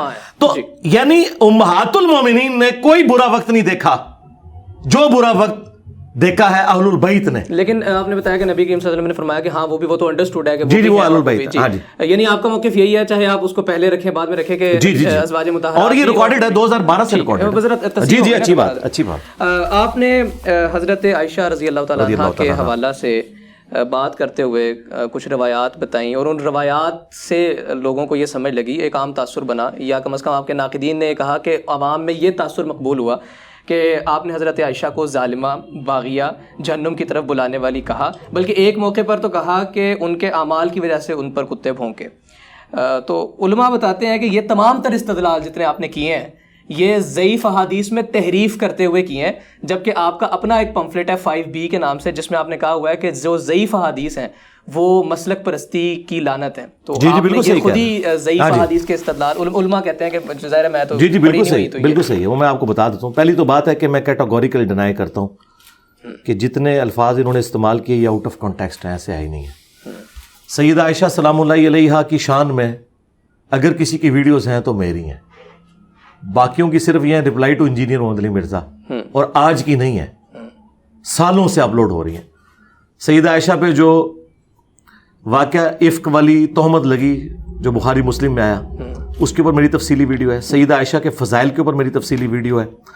سیدہ عائشہ پر جو رافضیوں نے بکواسیات کیے اس کے ریبٹل میں میری ویڈیوز ہیں. سیدہ عائشہ کا تو دفاعی ہم نے کیا ہے, بالکل ٹھیک. اچھا, پھر 5B ریسرچ پیپر میں سیدہ عائشہ کا نام جہاں جہاں آیا ہے رضی اللہ تعالیٰ عنہا اس کے ساتھ لکھا ہوا ہے, ام المومنین لکھا ہوا ہے. جب میں انہیں ام المومنین کہہ رہا ہوں تو اس کے بعد تو پھر بات ہی کوئی نہیں رہ گئی. ہمیں جی میں اب جواب آپ کو دے دیتا ہوں. سوال تو آ گیا نا, تو جواب تو میں نے اپنی ترتیب سے دینا نا. سوال چونکہ آپ نے ایک PhD تھیسس کھولا ہے, اتنی بڑی چیز ہے نا, آپ نے سوال مجھ سے یہ تو نہیں پوچھا کہ سیدہ عائشہ کے والد کا نام کیا تھا, وہ تو میں ایک لائن میں دیتا. آپ نے ایک 5-6 الزامات اور پھر میری طرف منسوخ کیے, تو مجھے اب کلیریفیکیشن کا پورا موقع ملنا چاہیے. ہاں جی. تو سیدہ عائشہ سلام اللہ علیہا کے حوالے سے ان کی شان میں جتنی ویڈیوز ہیں وہ میری ریکارڈ ہیں. آپ ذرا دیکھ لیں جا کے, میرا نام لکھیں, آفیشیل پیج سے اپلوڈ ہوئے میں. اچھا, جنگ جمل کے حوالے سے میری ویڈیو اپلوڈڈ ہے تفصیلی, اور وہ میں نے ریکارڈ اس لیے کروائی تھی کہ ایک حدیث افک کے اعتبار سے سیدہ عائشہ پر الزام ہے اور ایک الزام ہے جنگ جمل کے حوالے سے. تو جو غالی رافضی حدیث افک کے حوالے سے بکواس کرتے ہیں ان کو تو میں نے کہا وہ کافر ہیں جو ان کے اوپر بدکاری کی تہمت لگائیں. لیکن جہاں تک شیعہ کا اعتراض ہے واقعہ جمل کے حوالے سے, وہاں ان کا موقف درست ہے اگر اس میں غلوف نہ کرے. وہ مجھے اس لیے ماننا پڑا کہ میں نے ظاہر سیدہ عائشہ کا دفاع کرنا تھا, تو جب دفاع کرتے ہیں تو جو بات جتنی صحیح ہے وہ آپ نے ماننی ہے, جتنی غلط ہے وہ آپ نے غلط کہنا ہے. پھر میں نے پورا اس کے اوپر پھر میں نے عمار ابن یاسر کا خطبہ بتایا کہ ہم شیعان علی ہیں حضرت عمار والے، کہ انہوں نے کہا کہ عائشہ دنیا اور آخرت میں تمہارے نبی کی بیوی ہیں، صحیح بخاری میں. تو اس کا مطلب یہ ہے کہ جو شخص یہ کہہ رہا ہے کہ دنیا اور آخرت میں نبی کی بیوی ہیں، تو نبی کی بیوی کے ساتھ تو دشمنی کوئی کافر ہی کر سکتا ہے. ٹھیک ہے. اب رہ گیا کہ ان سے کوئی چیز مس ہینڈل ہوئی، تو میں ان سے بھی ایک بڑی پرسنالٹی ہیں، حضور کی بیٹی سیدہ فاطمہ سلام اللہ علیہا، جو جنتی عورتوں کی سردار ہے. بخاری مسلم میں آیا کہ جنتی عورتوں کی سردار فاطمہ ہے سلام اللہ علیہا. ان کے بارے میں اللہ کے نبی علیہ السلام فرما رہے ہیں کہ اگر میری بیٹی فاطمہ بھی چوری کرے گی تو اس کے بھی ہاتھ کٹیں گے. ٹھیک ہے. اصول اپنی جگہ. اب سیدہ عائشہ کے حوالے سے جو ہمارا موقف ہے وہ جنگ جمل کے حوالے سے ہے، اور وہ ہمارا ذاتی موقف. میں جواب دے رہا ہوں نا، جی جی بیچ میں آپ تب بولیں گے جب میری بات مکمل ہو جائے. میں بولنے میں نہیں دوں گا. اس کی وجہ یہ ہے کہ آپ کے دماغ میں جو باتیں ہیں نا، اور ہمارے مخالفین کے دماغ میں جو باتیں ہیں، اور جو آنے والے شیاطین کے دماغ میں بھی آئیں گی، میں نے ان باتوں کے بھی جواب ریکارڈ کرا دیے ہیں. لیکن چونکہ اب آپ نے پوچھا ہے تو میں اس کو کلیریفائی کروں گا. دیکھیں یہ 1-1.5 منٹ پھر ضائع ہو جاتا ہے جب آپ بولنے لگتے ہیں نا، وہ پھر 1.5 منٹ اس میں ضائع ہو جاتا ہے، رب ٹوٹ جاتا ہے. تسلی سے سنیں، کوئی انشاءاللہ نہیں شارٹ نہیں ہو سکتا. شارٹ کرنا ہے آپ کوشچن نہیں کاٹتے چلیں نا. آپ اتنا بڑا بلیم آپ نے لگایا نہیں، اب تو آپ کوشچن کر چکے ہیں تو آپ تسلی کریں گے. دیکھیں شارٹ تو تب آپ کہنا کہ جب میں کہہ رہا ہوں کہ میرے پاس ٹائم نہیں ہے، میں تو بیٹھا ہوں اس کے لیے، تو وہ آپ کا مسئلہ ہے نا. ٹھیک. ہم پیرلل میں اپنی ریکارڈنگ بھی اس لیے لگاتے ہیں کہ کل کو آپ کا کیمرہ اس کا لوڈ نہ اٹھا سکا تو ہم اپنے آفیشیل پیج سے چڑھا دیں گے کہ بھائی ہم نے تو یہ پوری بات کی تھی. اب ادھر واپس آ جائیں کہ سیدہ عائشہ سلام اللہ علیہا کے حوالے سے ہمارا جو اختلاف ہے وہ اختلاف ہے جو شروع سے ہی اہل سنت اس اختلاف میں حضرت علی کے ساتھ کھڑے ہیں. یہ میرا اکیلے کا موقف نہیں ہے. وہ جو آپ نے جتنے الفاظ بولے میں ان پہ آتا ہوں. پہلے آپ بات سمجھ لیں کہ سیدہ عائشہ کی تعظیم کہیں ختم نہیں ہوئی ہے، لیکن وہ پیغمبر نہیں تھی، ان سے مسئلہ مس ہینڈل ہوا. وہ خود بھی روتی تھیں. ان کے بارے میں احادیث بھی موجود ہیں، اہل سنت کے ائمہ نے نقل کی ہیں. میں بتاتا ہوں کن کن ائمہ نے نقل کی ہیں، اور انہوں نے باقاعدہ اس کے اوپر کمنٹس کیے ہوئے ہیں. پھر میں بتاؤں گا وہ کمنٹس بھاری ہیں یا میرے کمنٹس بھاری ہیں. تو پہلے تو یہ چیز آپ ذہن میں رکھیں. اب یہ ان کا کہنا ہے کہ میں نے انہیں کہا کہ ظالمہ ہیں، باغیہ ہیں، جہنم کی طرف بلانے والی ہیں. پہلے تو میں شکریہ ادا کروں گا کہ میرے الفاظ صحیح کوٹ کیے کہ ہم حضرت علی کے جو مخالفین جماعت ہیں انہیں جہنم کی طرف بلانے والی جماعت کہتے ہیں، جہنمی جماعت نہیں کہتے، کیونکہ وہ عمل جہنم کی طرف لے جانے والا ہے. یہ ضروری نہیں ہے کہ جو عمل بھی جہنم کی طرف لے جانے والا ہو اس کا الٹیمیٹ انجام جہنم ہو. کیوں؟ انسان کی نیکیاں اس کی برائیوں پہ بھاری ہو سکتی ہیں، لیکن وہ عمل رہے گا. یعنی اگر کوئی صحابی بھی جھوٹ بولے یا آج کا انسان بھی، ہم اسے یہ کہیں گے کہ تیرا عمل جہنم کی طرف لے جانے والا ہے، لیکن جہنمی نہیں بولیں گے. عین ممکن ہے وہ توبہ کر لے، عین ممکن ہے کہ اللہ تعالیٰ اس کی نیکیوں کے بدلے اس کے گناہوں کو معاف کر دے. تو جہنم کی طرف لے جانے والی جماعت، یہ الفاظ بخاری میں ہے 2812، یہ جو میں نے اس پہ بھی لکھ کے لگایا ہے نا، تقتلہ الفئۃ الباغیہ یدعوہم الی اللہ ویدعونہ الی النار. افسوس اے عمار، تجھے ایک باغی جماعت قتل کرے گی، تو انہیں اللہ اور جنت کی طرف بلائے گا، وہ جماعت جہنم کی طرف بلائے گی. اچھا اب پتہ اس کے جواب میں وہ کیا کہیں گے؟ وہ کہیں گے کہ یہ جو ہے نا یہ اصحاب صفین کے بارے میں آتا ہے، کیونکہ حضرت عمار بن یاسر تو جنگ صفین میں شہید ہوئے تھے، تو جنگ جمل والوں کو آپ نے اس میں کیوں گھسیٹ لیا؟ تو میں بتاؤں گا کہ نہیں، ایسا نہیں ہے. اس کی وجہ یہ ہے کہ خود یہ جو جمل اور صفین کے لوگوں کے دفاع میں حدیث پیش کرتے ہیں نا مسلم شریف سے، ادھر یہ وہی عقیدہ رکھتے ہیں جو ہمارا ہے. یہ کہتے ہیں کہ مسلم میں حدیث ہے کہ نبی علیہ السلام نے فرمایا کہ ان قریب میری امت میں اختلاف ہوگا تو میری امت 2 گروہوں میں بٹ جائے گی، اور ان میں سے ایک تیسرا فرقہ نکلے گا خوارج کا، اور ان دونوں میں سے اقرب الی الحق وہ ہوگا جو خوارج کے ساتھ قتال کرے گا. اب ان سے قتال جی جناب میں وضاحت کی قتال کا جی جو خوارج کے ساتھ قتال کرے گا. اب خوارج کے ساتھ قتال بخاری مسلم میں ہے کہ حضرت علی نے کیا. ابو سعید خدری کہتے ہیں اللہ کی قسم ہم نے قتال کیا نہروان کے مقام پر. وہ بشارت حضرت علی لے گئے اور وہ اقرب الی الحق بھی ہو گئے، جس کا ترجمہ یہ کہتے ہیں حق کے قریب. ہم کہتے ہیں نہیں، حق کے قریب نہیں، حق والا. یہ عربی کا اسلوب ہے. قرآن میں بھی سورہ ال عمران میں منافقین کے لیے ہے کہ وہ اس دن ایمان سے زیادہ کفر کے قریب تھے. وہاں پہ بھی اقرب کا لفظ ہے. اس کا یہ مطلب نہیں کہ منافقین کے اندر ایمان بھی ہوتا ہے. یہ اقرب الی الحق کا مطلب ہے حق والا. اچھا اب اسے پوچھیں یہ جو دوسری جماعت تھی یہ کون ہے؟ تو پھر آپ کو یہ بتائیں گے وہ ہے جو قصاص عثمان ڈیمانڈ کرتے تھے. اب قصاص عثمان جو جماعت ڈیمانڈ کرتی تھی وہ کون ہے؟ تو وہ 2 پارٹ، ان کے آگے 2 جز ہیں، ایک اصحاب صفین ہے اور ایک اصحاب جمل ہے.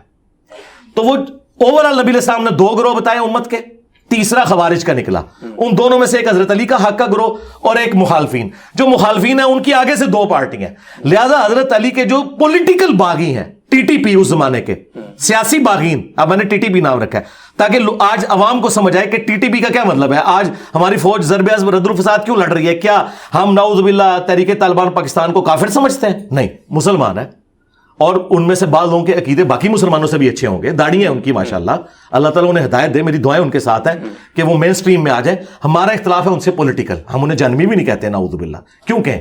ہم کہیں گے بھائی ہیں ہمارے بگوڑے ہو کے. تو حکومت وقت نے پولیٹیکل اختلاف کے اوپر یہ کیا ہے. سیدنا علی کے زمانے میں ٹی ٹی پی وہ تھے جو حضرت علی کے مخالفین تھے, جنہوں نے خلیفہ وقت کے خلاف تلوار اٹھائی, ریٹ آف دی گورنمنٹ کو چیلنج کیا, خواہ وہ خوارج ہوں خواہ وہ قصاص عثمان, کیونکہ قصاص عثمان بھی لینا ہے تو حضرت علی سے آ کے بات کرنی تھی نا. تو مدینہ شریف تو کوئی نہیں آیا. آج کے پولیٹیکل لیڈر بھی دھرنا دینے کے لیے اسلام آباد جاتے ہیں, لیکن اس زمانے میں دھرنا دینے والے کوفے ڈائریکٹ پہنچ گئے قانون کو ہاتھ میں لینے, اس لیے حضرت علی نکلے. مدینہ شریف کوئی حضرت علی کے پاس نہیں آیا کہ حضرت کچھ کریں, ڈٹ کے جی ہم لیں گے. تو وہ ٹی ٹی پی تھے, جب ٹی ٹی پی تھے تو حضرت علی کو جنگ جمل لڑنی پڑی. اس کے بعد یہ ڈاکٹرین ہے یار, سوال نہیں کرنا تھا. میں نے آپ کو شروع میں کہا تھا کہ آپ میں چاہ رہا ہوں اس کو نہیں, ایسے نہیں ہو سکتا میرے بھائی, آپ کفر اسلام کا فیصلہ کر رہے ہو. نہیں, اس کو کنکلوڈ نہیں ہو سکتا, کنکلوڈ نہیں ہو سکتا, نہیں ہو سکتا. آپ نے 5-6 گالیاں میری طرف منسوب کی ہیں, وہ جب تک میں پوری کلیریفائی نہیں کروں گا کنکلوڈ نہیں ہوگا. یہ دنیا میں ایسا ہوتا نہیں ہے نا. آپ اتنی بڑی الزام لگا رہے ہیں تو میں جواب دوں گا نا. میں نے آپ کو پہلے کہا کہ آپ نے مجھ سے حضرت ابوبکر کا نام نہیں پوچھا, آپ نے پوری ڈاکٹرین پوچھی ہے, تو آپ سمجھیں. آپ بار بار لچ تلیں گے بیچ میں تو وہ شیطان گھس رہا ہے نا بیچ میں. یا تو آپ یہ سوال ہی نہ کرتے, جب سوال کیا تو پورا جواب لیں گے, کیونکہ آپ بہت سینسٹیو ٹاپک کر رہے ہیں نا. آپ کو ایک لمحے میں کیسے بتا دیا جائے کہ اتنا بڑا ایک اختلاف ہے یار؟ پوری دنیا میں 2 فرقے بن گئے. آج دنیا میں آپ کہیں چلے جائیں, سنیوں کے تو بے شمار فرقے ہیں, شیعہ کا ایک ہی فرقہ آپ کو ملے گا. سوڈان میں چلے جائیں, سنیوں کا مالکی فرقہ ہے, لیکن اثنا عشری شیعہ وہاں پہ بھی موجود ہے. ملیشیا میں سنیوں کا شافعی فرقہ ہے, حنفی کوئی نہیں ہے, لیکن اثنا عشری شیعہ وہاں پہ بھی موجود ہے. پاکستان انڈیا میں حنفی فرقہ ہے, لیکن اثنا عشری شیعہ وہاں پہ موجود ہے. دنیا میں فرقے ہی 2 ہیں, سنی شیعہ. اتنی بڑی دراڑ ہے, اور اس کی بنیاد یہی ہے کہ قصاص عثمان کے نام کے اوپر حضرت علی کے ساتھ دھوکہ بازی کی گئی. تو آپ اس کو چھوٹا ٹاپک سمجھ رہے ہیں, یہ چھوٹا ٹاپک نہیں ہے, یہ اس کے ساتھ جڑا ہوا ہے. تو میں نے وہ آپ کو بات اس لیے کی, میرا یہ سوال نہیں تھا نا, میں اس لیے آپ کو اس پر روک رہا ہوں بار بار, کہ میرا سوال یہ تھا کہ جو آپ کے ناقدین ہیں یا دیگر علماء اکرام ہیں, وہ یہ کہتے ہیں کہ آپ نے جن احادیث کی بنیاد پر کہا وہ ضعیف ہے. آپ اس کا جسٹ مجھے آنسر یہ کیجئے کہ وہ ضعیف, آپ انہیں ضعیف سمجھتے ہیں, ان کو ان احادیث کو یا ان روایات کو, یا نہیں سمجھتے؟ کیونکہ وہ تو کہتے ہیں ضعیف احادیث میں بھی تحریف کی گئی.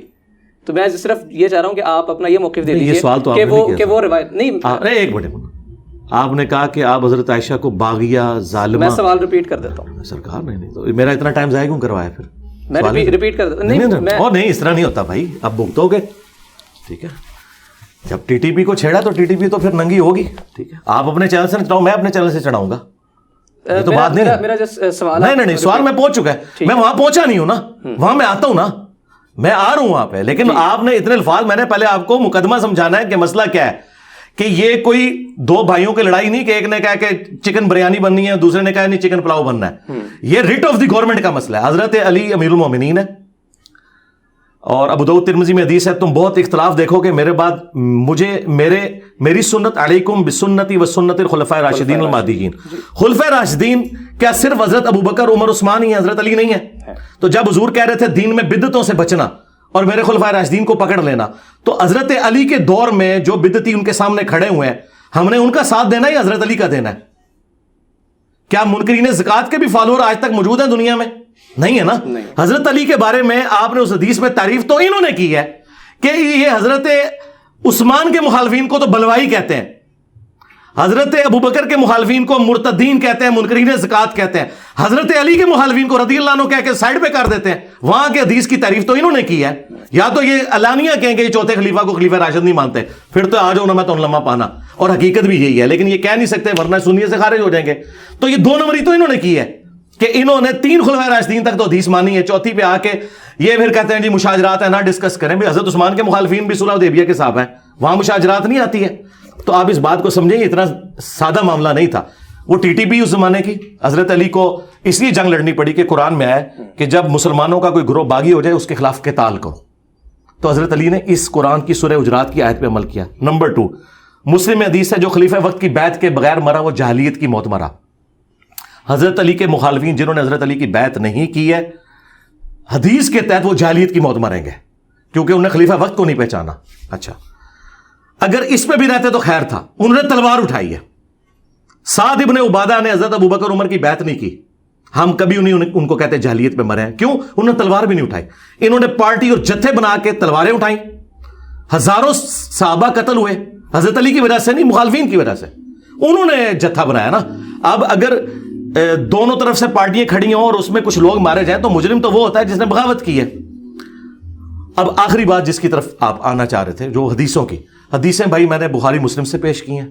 اگر کوئی سمجھتا ہے وہ ضعیف ہے تو پھر ہم اس سے ان حدیثوں پہ ڈسکشن نہیں کریں گے. وہ پہلے اپنے آپ کو ڈکلیئر کرے گا کہ میں بخاری مسلم کو انجینئر صاحب کا اسٹوڈنٹ مانتا ہوں, بخاری مسلم افیکٹی تھے شیعہ مکتب کے, وہ گمراہ ہو گئے تھے. پھر ہم ان سے بخاری مسلم کی حجیت پہ بات کریں گے, حدیثوں پہ بات نہیں کریں گے. حدیث سے اس پہ بات ہوگی جو کہ میں بخاری مسلم کو صحیح مانتا ہوں. یہ 2812 میں نے اس لیے لکھ کے لگائی ہوئی ہے کہ یہ حدیث بخاری کی ہے. اگر کوئی کہتا ہے میں اس حدیث کو نہیں مانتا, اندر سے وہ اہل حدیث نہیں ہوگا, کیونکہ اہل حدیث کا موقف یہ ہے کہ بخاری مسلم کی تمام متصل الاسناد احادیث قطعی الصحت ہے. تو میں نے بخاری مسلم سے حدیثیں پیش کی ہیں. اب آج حدیث حوب جو کتے بھونکنے والی تھی, کتے بھونکنے والی حدیث کو شیخ ناصر الدین البانی جو محدث اعظم ہے سعودی عرب کے, جن کو اس دور کا امام بخاری کہتے ہیں, اہل حدیث بھی اور دیوبند اور بریلوی بھی ان کی قدر کرتے ہیں. انہوں نے سلسلہ حدیث صحیحہ میں پورا چیپٹر باندھا ہے حدیث حوب کے اوپر, سارے صحابہ سے اس کو نقل کیا ہے اور انہوں نے کم از کم 4-5 صفحے اس پہ کالے کیے ہیں. اور پتہ کیا انہوں نے جملے لکھے ہیں محدث اعظم سعودی عرب نے, وہابیوں کے امام نے. انہوں نے کہا کہ یہ کیسے مان لیا جائے کہ دونوں طرف کی پارٹی درست تھی, تو پھر جو ہزاروں مسلمان قتل ہوئے ان کا خون ہم کہاں تلاش کریں گے؟ اگر ہم کہیں کہ دونوں طرف والے ٹھیک تھے تو یہ ماننا پڑے گا کہ حضرت علی اور ان کے ساتھی درست تھے, مخالفین جو ہے نا وہ غلطی کے اوپر تھے. ٹھیک ہے, اچھا یہ انہوں نے لکھا. اچھا پھر اس کے بعد پاکستان, انڈیا, بنگلہ دیش میں جو ان کے محدث اعظم ہے شیخ زبیر علی زئی, ان سے تو میں نے ویڈیو میں ریکارڈ کروا لیا تھا حدیث حوب کے بارے میں, کتے بھونکنے والی حدیث, وہ انہوں نے ویڈیو میں ریکارڈ کرائے. اس پلانٹ ارتھ پہ جتنے بھی محدثین ہیں, بریلوی, دیوبندی, اہل حدیث, میں آپ کے کیمرے میں چیلنج دے رہا ہوں, مجھے کوئی ایک بندہ بتائیں جو ریناؤنڈ بڑا عالم دین ہو پاسٹ میں بھی جس نے حدیث حوب کا انکار کیا ہو. سب کے سب نقل کرتے ہیں اور یہ کہتے ہیں کہ یہ کتے بھونکے. پھر حضرت عائشہ نے کہا مجھے واپس لے جاؤ. تو یہ اس بات کا ثبوت ہے کہ حضرت عائشہ جو ہے ان کو غلطی کا احساس ہو گیا تھا. خود محمد بن عبد الوہاب کا بیٹا عبداللہ سیرت الرسول میں اس نے یہ ساری باتیں لکھی ہیں. ہم سے پہلے ان کی کبھی جرت نہیں ہوئی تھی انکار کریں. اور میں بتاؤں یہ جو لوگ کلپ بنا رہے ہیں نا, ان کا جو اپنا استاد ہے نا اس وقت, غلام مصطفیٰ ظہیر صاحب, جو زبیر علی زئی صاحب کے شاگرد ہیں, جن کے آگے سے شاگرد میرے خلاف کلپ بنا رہے ہیں, غلام مصطفیٰ ظہیر نے السنہ رسالے میں, جس میں ان کے ان چھوٹوں کے نام بھی لکھے ہوئے ہیں باہر, پورا ایک مضمون لکھا ہے حدیث حوب کے دفاع پہ کہ اس حدیث کو کوئی جعلی نہ کہے. آج تک محدثین نے اس کا انکار نہیں کیا. اس حدیث کے اوپر میرا دعویٰ ہے اجماع امت ہے, کسی کا اختلاف نہیں ہے. بالکل جھوٹ بول رہے ہیں کہ ضعیف حدیث ہے, بالکل صحیح حدیث ہے. اب میں آپ سے ریکویسٹ کروں گا کہ آپ اس کو کنکلوڈ کر دیجئے. اچھا اب وہ آخری بھی الفاظ سن لیں, وہ جو ظالمہ والے تھے. ہاں پہلے تو آپ کو بتا دوں پولیٹیکل باغی نہیں, باغی ٹرم پولیٹیکل ٹرم ہے, دین سے باغی نہیں ہے. اور یہ ٹرم سیاسی ٹرم ہے جو احادیث میں آئی ہے, تقتلہ الفئۃ الباغیہ, رہا ظالمہ. وہ ظالم اس طرح نہیں تھا. وہ حدیث میں نے پیش کی تھی مجموع زوائد سے, جس کو امام حیثمی نے صحیح کہا, اور یہ حدیث المعجم الکبیر طبرانی کے اندر موجود ہے. اس میں محدثین کی دو رائے ہیں, ایک پارٹی اس حدیث کو صحیح سمجھتی ہے, دوسری ضعیف. لیکن کتے بھونکنے والی جو حدیث حوب ہے اس کو سارے صحیح سمجھتے ہیں. اس میں دو رائے ہیں. میں نے اس میں اس رائے کو اڈاپٹ کیا جو خود امام حیثمی ابن حجر اسقلانی کے استاد نے اسے کہا کہ یہ حدیث صحیح ہے, کہ نبی الاسلام نے فرمایا کہ اے علی عنقریب تیرا میری بیوی کے ساتھ جھگڑا ہوگا. تو انہوں نے کہا یا رسول اللہ میں بڑا بدبخت ہوں گا کہ اگر میں آپ کی وفات کے بعد آپ کی بیوی سے لڑوں. آپ نے فرمایا لیکن جب وہ ایسا کرے تو اس کو اس کے گھر تک پہنچا دینا. اس پہ جی اتنا صبر, اتنا زہر بھر کے آپ کے اندر بھیج دیا انہوں نے. میں تو تسلی سے آپ کا سوال سن رہا ہوں, آپ کے اندر اتنا بڑا زہر بھر دیا ہے. اللہ تعالیٰ آپ کے دل سے اہل بیت کا بغض نکالے اگر کہیں پہ موجود ہے. تو اس میں الفاظ تھے میں بدبخت ہوں گا. آپ نے فرمایا نہیں, لیکن وہ جب ایسا کرے گی اسے گھر تک پہنچا دینا. تو اس میں نے کہا تھا کہ نبی الاسلام نے فرمایا کہ حضرت علی نے کہا کہ میں ظالم ہوں گا, تو آپ نے فرمایا نہیں, ظالم وہ نہیں, ظالمہ وہ ہوگی جو سامنے والی ہے. وہ کہتے ہیں یہ الفاظ کیا ہیں, یہ الفاظ امپلائڈ ہوتے ہیں. جیسے ایاک نعبد و ایاک نستعین میں امپلائڈ ہے کہ بابے کو نہیں مدد کے لیے پکارنا. جب آپ کہیں کہ دو بندوں کا جھگڑا ہوگا اور ایک بندہ کہے کہ میں تو بڑا بدبخت ہاں کرو، اس کو کہتے ہیں نہیں لیکن وہ جب ایسے کرے تو اسے پہنچا دینا، یہ امپلائڈ ہوتا ہے. تو میں نے بدبخت کی بجائے ترجمہ کیا ظالم. ظالم سب سے ہلکا لفظ ہے. ظالم کہتے ہیں جو اپنے حق سے ہٹ کر دوسری طرف چلا جائے، اور بدبخت یہ اس سے بڑی ٹرم تھی، میں نے اس پہ لائٹر لفظ استعمال کیا تھا. پھر انہوں نے کہا ظالم کا لفظ صحابہ کرام سے دکھائیں، وہ میں نے دکھا دیا ہے. المستقل الحاکم میں اوپر تلے کتنی حدیث ہے کہ حضرت زبیر کو حضور نے کہا تھا کہ ایک وقت آئے گا تو علی سے لڑے گا، تو ظالم ہوگا. حضور سے میں نے ظالم کا لفظ دکھا دیا ہے. دوسری بات، نبی علیہ السلام نے وہاں پہ کہا کہ تو ظالم ہوگا جب یہ حرکت کر رہا ہوگا زبیر کے ساتھ. اور سنن کبری البیہقی میں ہے کہ حضرت عمار بن یاسر نے کہا کہ اہل صفین کو یہ نہ کہو کہ یہ کافر ہے، کہو فاسق اور ظالم ہے. یہ الفاظ ہیں.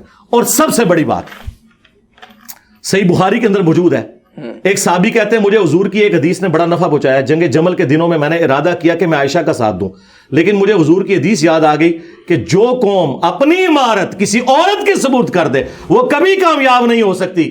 تو مجھے پتا چل گیا کہ جنہوں نے حضرت عائشہ کو اپنا بڑا بنایا ہوا ہے یہ کبھی کامیاب نہیں ہوں گے. میں عائشہ کی حمایت سے پیچھے ہٹ گیا.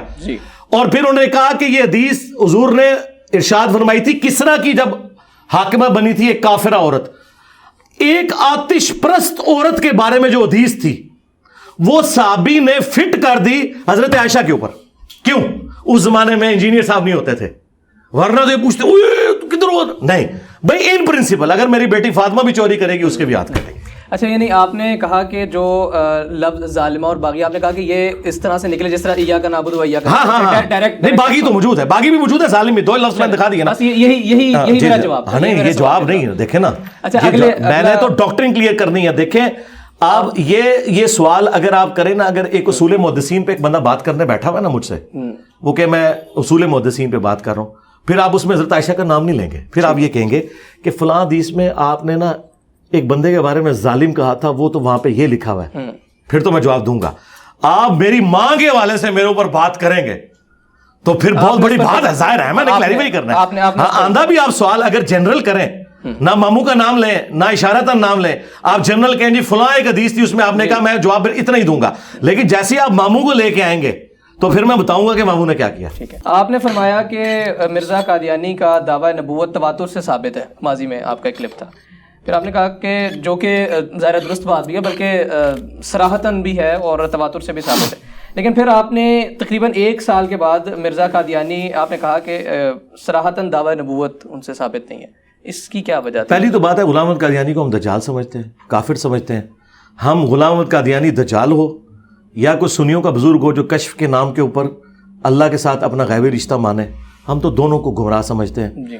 اور اگر کوئی اس لیول تک لے جاتا ہے اس ڈیوائن تعلق کو تو ہم اسے کافر سمجھتے ہیں. غلام احمد قادیانی کو تو ہم کافر سمجھتے ہیں، قادیانیوں کو ہم کافر سمجھتے ہیں. اس کے بعد تو باقی ساری باتیں رہ جاتی ہیں ثانوی. یہ جو آپ نے بات کی، یہ میں نے جاوید احمد غامدی صاحب کے حوالے سے بات کی تھی کہ ان کا موقف یہ ہے کہ مجھے صراحتاً نہیں ملا، اشارتاً ضرور ملا، صراحتاً نہیں ملا. یہ میں نے ان کی بات کوٹ کی تھی.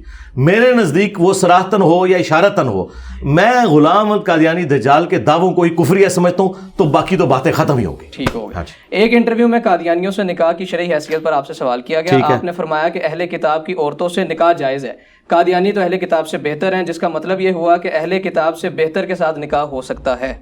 ٹھیک ہو گیا. قیامت تک یہ آپ کلپ نہیں نکال سکتے. میں سوال کمپلیٹ کر لوں. چونکہ وہ بہتر ہیں تو کیا قادیانی مردوں کے ساتھ مسلمان عورتوں کا نکاح جائز ہے؟ اگر نہیں تو کیوں؟ اگر ہاں، یہ پہلی بات ہے، یہ بالکل جھوٹ بولا ہے. میں نے کسی کلپ میں نہیں کہا کہ جو اہل کتاب سے قادیانی بہتر ہیں تو ان کی عورتوں کے ساتھ نکاح ہو سکتا ہے. یہ میں نے کسی کلپ کے اندر نہیں کہا. بالکل جھوٹ ہے. یہ 2 میرے مختلف کلپ اٹھا کے انہوں نے خود رزلٹ نکالا ہے کرالری بنا کے. ٹھیک ہے. یہ میں نے کسی کلپ میں بات ہی نہیں کی. یہ بالکل. اب میں اس کو کلیریفائی ذرا کر دوں. میں نے یہ کہا تھا قادیانیوں کے حوالے سے کہ قادیانیوں کو سمجھانا اہل کتاب سے زیادہ آسان ہے، کیونکہ اہل کتاب ہمارے نبی کو پیغمبر ہی نہیں مانتے، سرے سے انکار کرتے ہیں. جبکہ جو قادیانی ہیں وہ نبی علیہ السلام کو پیغمبر مانتے ہیں. ان کے بعد انہوں نے ایک جھوٹی امتی نبوت والی نبوت کلیم کر دی. اچھا، اور جو قادیانی ہیں وہ قرآن کو مانتے ہیں، اہل کتاب قرآن کو نہیں مانتے. یہ بخاری مسلم کو مانتے ہیں، وہ نہیں مانتے. ان کو دعوت دینا آسان ہے، اس اعتبار سے یہ اہل کتاب سے بہتر ہے. یہ جو رشتے کی آپ نے بات کی ہے نا، یہ کبھی بھی اس طریقے سے مجھ سے سوال نہیں ہوا. اور اگر ہوا ہے تو میں نے اس کو ویل لیفٹ کیا ہے, اور میں نے کیمرے میں بھی کبھی ریکارڈ نہیں ہونے دی. یہ بالکل جھوٹا الزام میرے اوپر لگایا ہے. یہ انہوں نے کورالری جوڑی ہے کہ چونکہ آپ نے ایک کلپ میں یہ کہا تھا کہ قادیانی بہتر ہے, اور دوسرے کلپ میں آپ یہ کہتے ہیں کہ اہل کتاب کی عورتوں سے نکاح ہو جاتا ہے, تو یہ میں نہیں کہتا, یہ قرآن میں لکھا ہوا ہے. تو آپ بھی یہ سمجھتے ہوں گے سرکار میں نے یہ کہیں بات نہیں کی ہے. یہ تو اسی طریقے سے ہے کہ پھر میں آگے چلتا ہوں کہ اعلیٰ حضرت نے احکام شریعت میں لکھا ہے, آپ کے وہ احمد بریلوی اور میرے اعلیٰ حضرت بریلوی, اعلیٰ حضرت بریلوی نے احکام شریعت میں لکھا ہے کہ جو دیوبندی ہیں, اہل حدیث ہیں, اور شیعہ اور قادیانی, ان سب کا ذبیحہ حرام ہے, البتہ یہود و نصارہ کا ذبیحہ حلال ہے. اعلیٰ حضرت خود قادیانیوں کو اہل کتاب کے پوائنٹ آف ویو سے اگر دیکھیں تو اہل کتاب کو بہتر سمجھتے ہیں دیوبند اور اہل حدیث سے, اور قادیانیوں کو اہل حدیث اور دیوبند کے ساتھ کھڑا کرتے ہیں. تو یہ تو اعلیٰ حضرت, لیکن آپ کا موقف یہ کہ نکاح وغیرہ نہیں کوئی معاملہ نہیں ہو سکتا. ٹھیک ہے. اچھا, ایک اور علماء کرام کا بڑا شکوہ ہے, اور وہ شکوہ اس طرح سے وہ کرتے ہیں کہ قرآن مجید میں جو صحابہ کرام کے حوالے سے چیزیں واضح طور پر شامل ہیں, وہ بیت رضوان کی بات کر لیجیے, ان کو مختلف ضعیف روایات کے ساتھ مشتبہ قرار دے, یعنی متعین یا کنفرم جنتی شخصیات کو مشتبہ بنا دینا عوام کی نظر میں, یہ اس کا ایک بالکل غلط کہہ رہے ہیں جی, یہ پھنس جائیں گے. ان کو پتہ ہی نہیں ہے کہ قرآن میں کن اصحاب کو جنتی کہا گیا ہے. قرآن میں تو حضور کے ساتھیوں کو منافقین بھی کہا گیا ہے.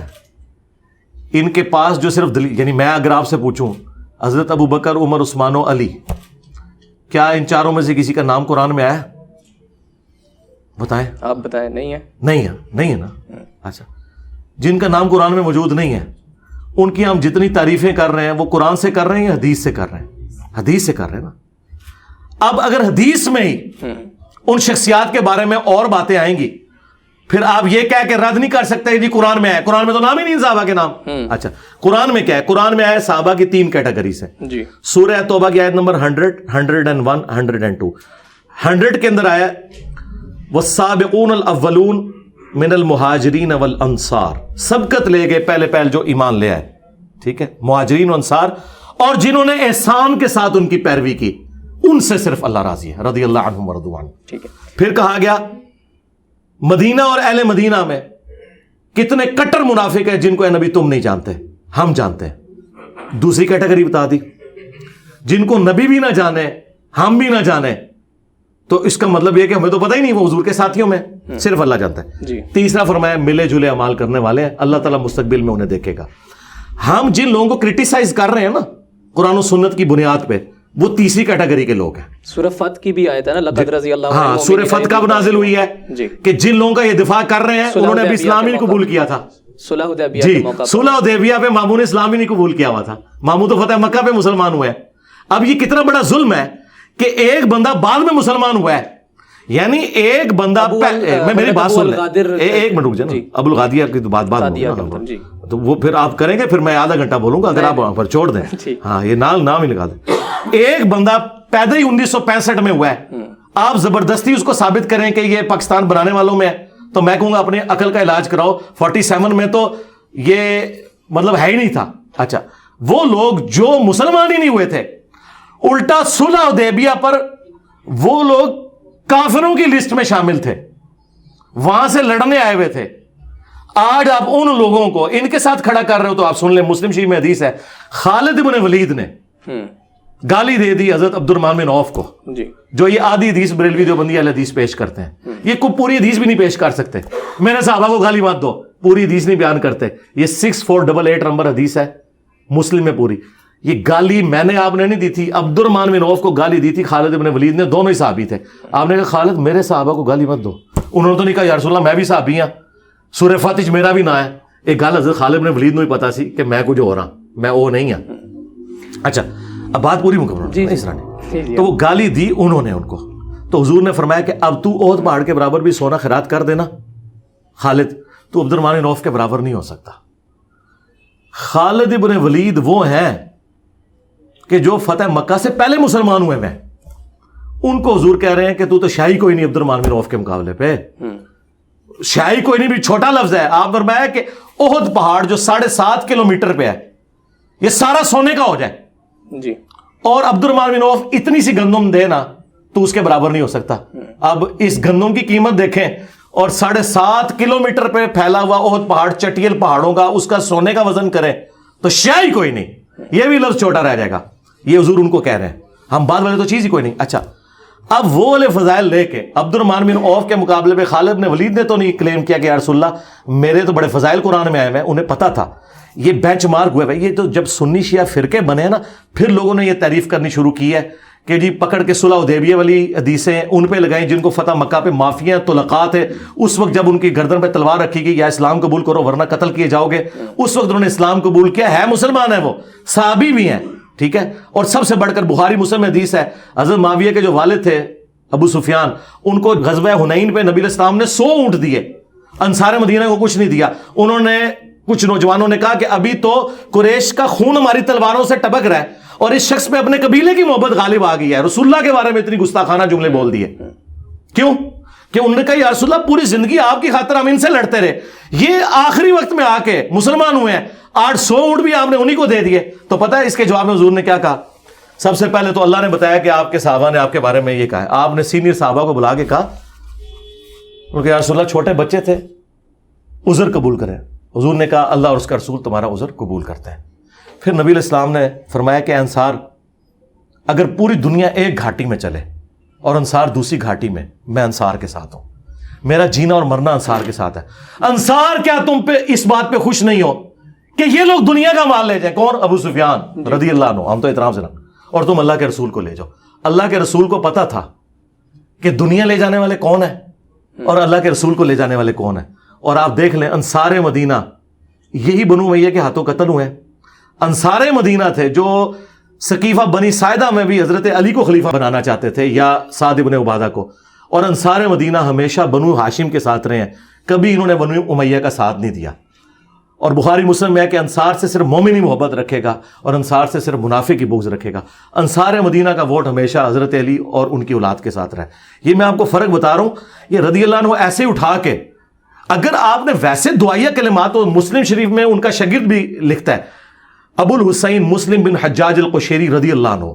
امام حنیفہ کو امام شافعی نے کتاب الام میں لکھا ہے ابو حنیفہ رضی اللہ عنہ. ٹھیک ہے, علماء دیوبند نے المحند میں اپنے علماء کو رضی اللہ عنہ, اس طرح آپ بے شک کہتے ہیں, آپ بے شک تقی عثمانی کو رضی اللہ عنہ کہیں, ہمیں کوئی اعتراض نہیں ہے. لیکن اگر آپ یہ کہیں گے کہ قرآن میں جن سے اللہ تعالیٰ ڈیفینیٹلی راضی ہوا یہ وہ والا رضی اللہ عنہ ہے, تو سرکار وہ انہی کے بارے میں ہے کہ جب وہ نازل ہوا تھا نا اس وقت وہ مسلمان تھے. جو بعد میں مسلمان ہوئے تو وہ صرف وہ لوگ ہوں گے جنہوں نے احسان کے ساتھ ان کی پیروی کی. رہ گئے آپ مجھ سے پوچھیں, میرے نزدیک سارے صحابہ کے لیے میں دعا کرتا ہوں کہ اللہ ان سے راضی ہو. بہترین, یہ آپ کا راضی ہو, میری خواہش ہے. موقف آ گیا آپ کا.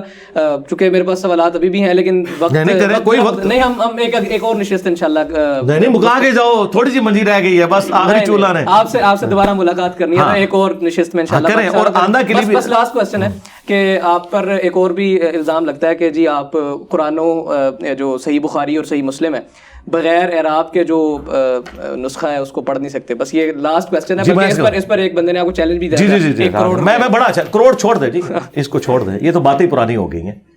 پہلی بات آپ ذہن میں رکھیں کہ اگر میں قرآن کا ترجمہ بھی کروں, کوئی بریلوی عالم قرآن کا ترجمہ کرے, کیا کوئی بریلوی ماننے کے لیے تیار ہے کہ اس کا ترجمہ احمد بریلوی سے بہتر ہے, اعلیٰ حضرت سے؟ نہیں. اشرف تھانوی صاحب نے ترجمہ کیا, آج تقی عثمانی صاحب کا ترجمہ ان سے لاکھ درجے بہتر ہے الفاظ کے چناؤ میں, لیکن تقی عثمانی بھی کہے گا کہ نہیں میں کتھے حضرت کتھے. ٹھیک ہے, اینڈ رزلٹ کیا ہے؟ اینڈ رزلٹ یہ ہے کہ آج کے جو ان کے بڑے علماء ہیں نا, یہ ان کے ترجمے بھی ماننے کے لیے تیار نہیں ہے اعلیٰ حضرت اور رشید تھانوی کے مقابلے پہ. لہذا اینڈ رزلٹ یہ ہوا کہ یہ ترجمہ مانتے ہیں اپنے بڑوں کا. تو میں چونکہ ایک پڑھا لکھا بندہ ہوں, میں تو to cut the story short کرتا ہوں. میں کہتا ہوں نہیں مجھے عربی کیا, مجھے کچھ بھی نہیں آتا, میں جاہل ہوں, میں احمد بریلوی صاحب کا ترجمہ رکھوں گا اور میں اپنے عقیدے ثابت کروں گا. اب لاؤ کون سا بڑا عالم ہے جو ان سے بہتر قرآن کا ترجمہ کر سکتا ہے. میں بخاری مسلم کا, کیا بریلویوں کا بخاری مسلم کا ترجمہ اہل حدیث نے مان لیا؟ اہل حدیث کا بریلویوں نے مان لیا. اگر مانا ہوتا تو یہ لادہ ترجمے نہ کرتے. انہوں نے ترجمے کیے اس لیے کہ ایک دوسرے کے نہیں مانتے. جب یہ ایک دوسرے کے نہیں مانتے, میں کر کے بتا بھی دوں, انہوں نے ماننا تو نہیں. میں تو سولوشن اینڈ پہ میں یہ کہتا ہوں کہ جس فرقے کا بندہ ہے نا, ہمارے پاس جو آتا ہے نا, ہم اسے کہتے ہیں کہ یہ آیت لے جاؤ, یہ حدیث لے جاؤ. تم جا کے نا اپنے فرقے کا ترجمہ پڑھ لو اور اس کے مطابق اپنی اصلاح کر لو. میں بیچ میں سے نکل گیا, میں تو بالکل سولوشن اینڈ پہ کھڑا ہوں, میں پرابلم اینڈ پہ نہیں کھڑا. اور آخری بات, آپ کو میں آج آپ کے کیمرے کی وساطت سے ایک نئی بات کرنے لگا جو آج تک میں نے کیمرے پہ نہیں کی. حافظ سعید صاحب جو تھے نا جماعت الدعوہ کے امیر, یہ میرا خیال ہے میں نے اپنے اسٹوڈنٹ سے بھی آج تک نہیں کی. حافظ سعید صاحب جو ہے نا UIT لاہور جو ہے نا انجینئرنگ یونیورسٹی لاہور, اس کے اسلامیات ڈپارٹمنٹ کے ہیڈ تھے. جب اسٹیبلشمنٹ نے ان کو لانچ کیا 1992 میں, انہوں نے بنائی وہ مرکز الدعوہ والارشاد, پھر وہ جماعت الدعوہ بن گئی. اس وقت ذرا کشمیر جہاد کا خمار چڑھا ہوا تھا, تو ان کو حافظ صاحب کو انہوں نے لانچ کیا. UIT لاہور میں اکثر ٹیچرز وہابی اہل حدیث ہیں. اس کی ایک پیچھے ریزن ہے کہ حافظ سعید صاحب تھے اوپر, انہوں نے اپنے بعد بھی ایک وہابی بٹھایا. غیر وہابی جب ٹیچر وہاں جاتے تھے نا انٹرویو دینے, تو ان کو فیل کر دیتے تھے کہ ان کو تو عربی نہیں آتی. ہائے میں صدقے تو اڈی میں دائیں ان میں تو ریئل ٹائم دسنا. مجھے خود ایک اہل حدیث نے بتایا جو اس جماعت کا حصہ ہے, اور وہ میرے آفس کا کلیگ بھی ہے, میرا بڑا قریبی دوست بھی ہے. اب اللہ کا شکر ہے, اللہ تعالیٰ نے اسے سمپل مسلم کر دیا. پہلے وہ وہابی مسلمان تھا, اب سادہ مسلمان ہے. وہ ان دنوں وہاں پڑھتا تھا, تو چونکہ وہ اہل حدیث تھا, جماعت الدعوہ میں تھا, تو وہ ٹیچرز کے ساتھ بھی اٹھتا بیٹھتا تھا. جہاں جس طرح کہ تبلیغی جماعت کے جو ٹیچرز ہوتے ہیں, تبلیغی جماعت کے لوگ یونیورسٹیز میں ان کے ساتھ اٹھتے بیٹھتے ہیں, ذرا یاری دوستی ہو جاتی ہے نا ٹیچر کے ساتھ. اس نے مجھے خود بتایا کہ ڈاکٹر طاہر القادری صاحب نے اپلائی کیا انجینئرنگ یونیورسٹی میں اسلامیات ڈپارٹمنٹ میں ٹیچنگ کے لیے. تو اہل حدیث مولویوں نے میٹنگ کی کہ ہم نے اسے ٹیسٹ میں فیل کرنا ہے اور یہ ثابت کرنا ہے کہ اسے عربی نہیں آتی, اور اللہ کے فضل سے فیل کرنے میں کامیاب ہو گئے. ٹھیک ہے, اچھا یہ میں آپ کو بتا رہا ہوں, ڈاکٹر طاہر القادری صاحب وہ ہیں جو فلوئنٹ عربی اس طرح بولتے ہیں جس طرح ہم اردو اور انگلش بول سکتے ہیں. دنیا کی کئی یونیورسٹیز میں ان کی عربی کتابیں پڑھائی جا رہی ہیں. ٹھیک ہے, ان کا ایکسنٹ بھی عربیوں والا ہے. ان کو ڈاکٹر طاہر القادری صاحب کو اہل حدیث مولویوں نے جواب میں عربی زبان نہ آنے کی وجہ سے فیل کر دیا. تو میں تو شاہی کوئی نہیں. یہ میں ساری باتیں اس لیے کر رہا ہوں کہ یہ سب کا سب جھگڑا ہے, ہم اس جھگڑے کی طرف جاتے ہی نہیں. میرے بارے میں دو گلے پھاڑنے والے مولویوں نے یہ کہا کہ قرآن ناظرہ یہ دیکھ کے نہیں پڑھ سکتا. یہ آپ نے کلپ دیکھا, ٹویٹر پر کلپ بھی بنا کے لگایا. ہاں جی, تو میں یہی چاہ رہا تھا. میں بات ختم کر رہا ہوں. جی سرکار, یہ ایک منٹ, یہ قرآن ہے, آپ اپنی مرضی سے کہیں سے کھولیں, میں آپ کو پڑھ کے بتاتا ہوں. وہ قرآن مجید کے متعلق بھی کہتے ہیں. اور سرکار میں ادھر بعد میں آؤں گا, پہلے میں آپ کو صرف یہ بتانا چاہ رہا ہوں کہ وہ جو آپ نے پڑھنا ہے پہلے آپ خود بھی پڑھیں گے, پھر میں پڑھوں گا.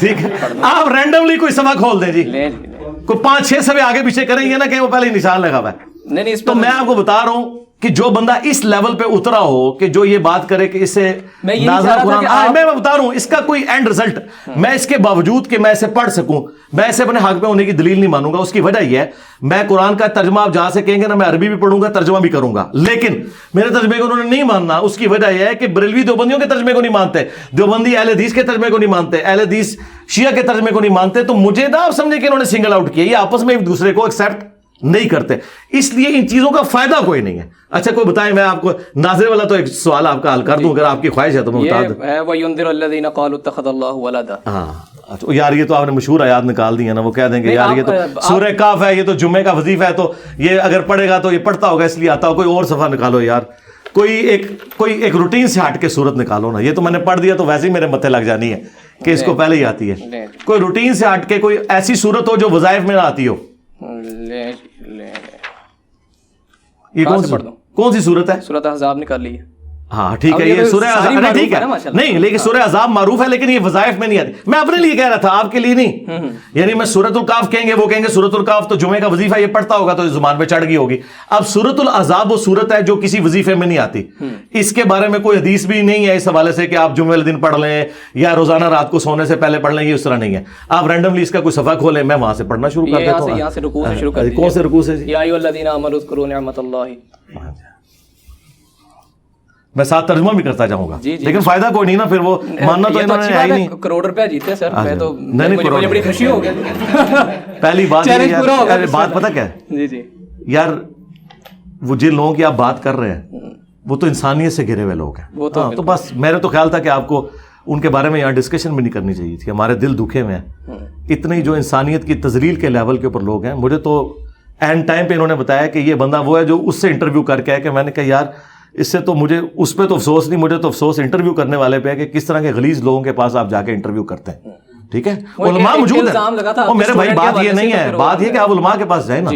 جس بندے کی, کیا میں آپ کی والدہ کو اس بندے کی زبان سناؤں اور کہوں کہ آپ کا بیٹا اس کے پاس جا کے انٹرویو کرتا ہے تو کہے کہ یار یہ میری تربیت یہ نکلی ہے, تو یہ آپ سمجھیں. عالم کے پاس تشدد کے حوالے سے میں گیا تھا, میں نے علماء کے بھی انٹرویو کیے ہیں, میں نے بات پتہ کیا ہے, وہ چھوڑ دیں, وہ ایک علیحدہ بات ہے, لیکن بتا رہا ہوں کہ پھر ان کی وہ بات ادھر ہی دفن کر دیں, میرا تو کوئی لینا دینا ہی نہیں. اعوذ باللہ من الشیطان الرجیم, بسم اللہ الرحمن الرحیم. اعوذ باللہ من الشیطان الرجیم, بسم اللہ الرحمن الرحیم. يا أيها الذين آمنوا اذكروا نعمة الله عليكم إذ جاءتكم جنود فأرسلنا عليهم ريحا وجنودا لم تروها وكان الله بما تعملون بصيرا. اے ایمان والو, یاد کرو اللہ تعالیٰ کی اس نعمت کو جو کہ اس نے تم پر کی جب کہ تم پر آدم کے گروہ, غزوہ احزاب کا ذکر ہو رہا ہے, مختلف گروہ اکٹھے کر لیے تھے کافروں نے مسلمانوں پہ چڑھائی کے لیے. تو ہم نے ان پر ایسی ہوا بھیجی اور ایسے گروہ بھیجے, اللہ تعالیٰ نے فرشتوں کے ذریعے, ہواؤں کے ذریعے مدد فرمائی جو تمہیں نظر نہیں آتے تھے, اور اللہ تعالیٰ تمہارے کاموں کو دیکھ رہا ہے. انہیں بالمفہوم ترجمہ کیا تاکہ پبلکلی وہ سمجھ بھی آ جائے. تو اب یہ کوئی ترجمہ اس میں لکھا نہیں ہوا, بالکل نہیں. اچھا, آپ کہیں سے پڑھیں, میں نے ان کو اب میرا بھی چیلنج لے جائیں جی. یہ انہوں نے 1 کروڑ کی بات کی ہے. 1 کروڑ تو خیر بہت بڑی رقم ہے, 1 لاکھ کی تو میں بھی بات کر سکتا ہوں.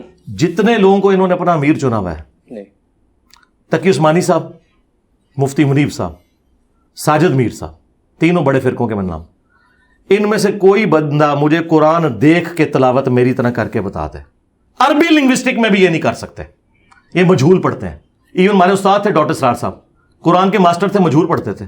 میں نے قرات سیکھی ہوئی ہے, پتہ کب آپ کی تاریخ پیدائش کس سن کی ہے؟ 2001 کی. ہاں, میں نے 1992 میں جب میں میٹرک میں تھا, میری داڑھی بھی نہیں نکلی تھی, میں نے قرات سیکھی تھی. پھر ان کلپس کی کیا حقیقت ہے, وہ جو ٹویٹر پر ہم نے بڑے وائرل دیکھے, وہ کلپ, وہ اس طرح کے کلپ میں آپ کو امام کعبہ کے بھی دکھا سکتا ہوں کہ غلطی ہو جائے. غلطی ہونا اور چیز ہے. قرآن پڑھتے ہوئے زبر زیر پڑھی جائے, زیر زبر پڑھی جائے, یہ غلطی ہو جائے. اٹک بھی جاتا ہے بندہ, کیوں نہیں اٹکتا یار؟ نبی علیہ السلام تو ابو داؤد میں آئے کہ آیت ہی بھول گئے تھے, صحابی نے بعد میں کہا یار پھر بات وہی ہے نا, غلطی تو کسی سے بھی ہو سکتی ہے. اٹکنا, اب ڈاکٹر اسرار صاحب نے بیان القرآن 30 سال تک ریکارڈ کرایا, آخری دفعہ پڑھا اس میں بھی انہوں نے غلطی کی ہے. یہ غلطی ہو سکتی ہے. غلطی پتہ کس کو کہتے ہیں کہ میں نے زبر کو زیر پڑھا, آپ نے میری اصلاح کی, پھر میں نے غلط پڑھ دیا, پھر اصلاح کی, پھر اس کو کہتے ہیں کہ اس کو پڑھنا نہیں آتا. یہ زبر زیر کی غلطیاں. میں تو چیلنج کر رہا ہوں, جن کو انہوں نے بڑا مانا ہے نا, وہ عربی پڑھتے ہی غلط ہے. انہوں نے عربی پڑھی ہوئی ہے مجہول. اب غامدی صاحب ہے, عربی ان کو بہت اچھی آتی ہے, شاعری ہے, لیکن عربی مجہول پڑھتے ہیں. وہ قرآن علی عربی پڑھ نہیں سکتے. وہ پڑھیں گے, میں آپ کو بتا دوں, ان آیات کو کس طرح پڑھیں گے. وہ اے بے تے کر کے پڑھیں گے. وہ معروف پڑھ نہیں سکیں گے, عین ان سے نکل ہی نہیں سکے گی, ہاں وہ نکال ہی نہیں سکتے. عربی قاریوں کے نزدیک وہ 0 سے ملٹیپلائی ہے, اور اسے لحن جلی کہا جاتا ہے. یہ جو اٹک اٹک کے ہوتا ہے نا, یہ آپ کسی بھی بندے کو لے آئیں, اگر وہ پڑھتے ہوئے کہیں ایک جگہ اس سے غلطی ہو جائے. ڈاکٹر اسرار صاحب نے بیان القرآن دیکھ کے ریکارڈ کرایا پورا, عربی وہ دیکھ کے پڑھتے ہیں, اس میں بھی انہوں نے زبر زیر کی کئی جگہ غلطی کی ہے. لیکن ڈاکٹر اسرار صاحب نے ان کی منجی نہیں ٹھوکی تھی, اور اگر میں چاہتا تو میں شیطنت کر کے ان کے کلپ کاٹ کے چڑھا سکتا تھا کہ ان کو عربی نہیں پڑھنی آتی. یہ کوئی طریقہ نہیں ہوتا کہ آپ کسی کے اوپر یہ الزام لگائیں. اور دوسرا, اگر مجھے عربی بھی نہیں پڑھنی آتی, نہ مجھے قرآن کا پتہ, نہ حدیث کا پتہ, تو تمہاری نیندیں کیوں رات کی حرام ہوئی ہوئی ہیں؟ مجھے مارو, ایک جاہل آدمی سے تمہارا واسطہ پڑا ہے, لیکن وہ جاہل پھر اگر جاہل ہے تو تمہارے مرے ہوئے بزرگ وہ 0 سے ملٹیپلائی ہو گئے ہیں, تو اس کا مطلب یہ ہے کہ گل ود گئی ہے. ہاں, گل گئی ہے ود. بہت شکریہ آپ کے وقت کا. انشاءاللہ ایک اور نشست میں اگر آپ شفقت کریں گے تو دوبارہ آپ کی خدمت میں حاضر ہوں گے. ناظرین, یہ پروگرام اتحاد بین المسلمین کی ایک کڑی تھی, ایک کوشش تھی اور اسی دعا کے ساتھ میں اس پروگرام کا اختتام کروں گا کہ انجینئر صاحب ہوں یا کوئی بھی دوسرا عالم دین ہو، وہ کوئی بھی کام کر رہے ہیں، ان سے دین کی خدمت کا اگر کام ہو رہا ہے یا کام لیا جا رہا ہے تو اللہ کرے کہ بطور مجموعی اینڈ رزلٹ اس کا یہ نکلے کہ ان تمام کاوشوں کو جس وقت یکجا کیا جائے تو مسلمان ایک جسد واحد کی طرح ہی ابھر کر دنیا کے سامنے آئے، اور اللہ کرے کہ میری یہ دعا جو ہے وہ بارگاہ الہی میں قبول ہو۔ مجھے اجازت دیجیے، اللہ حافظ۔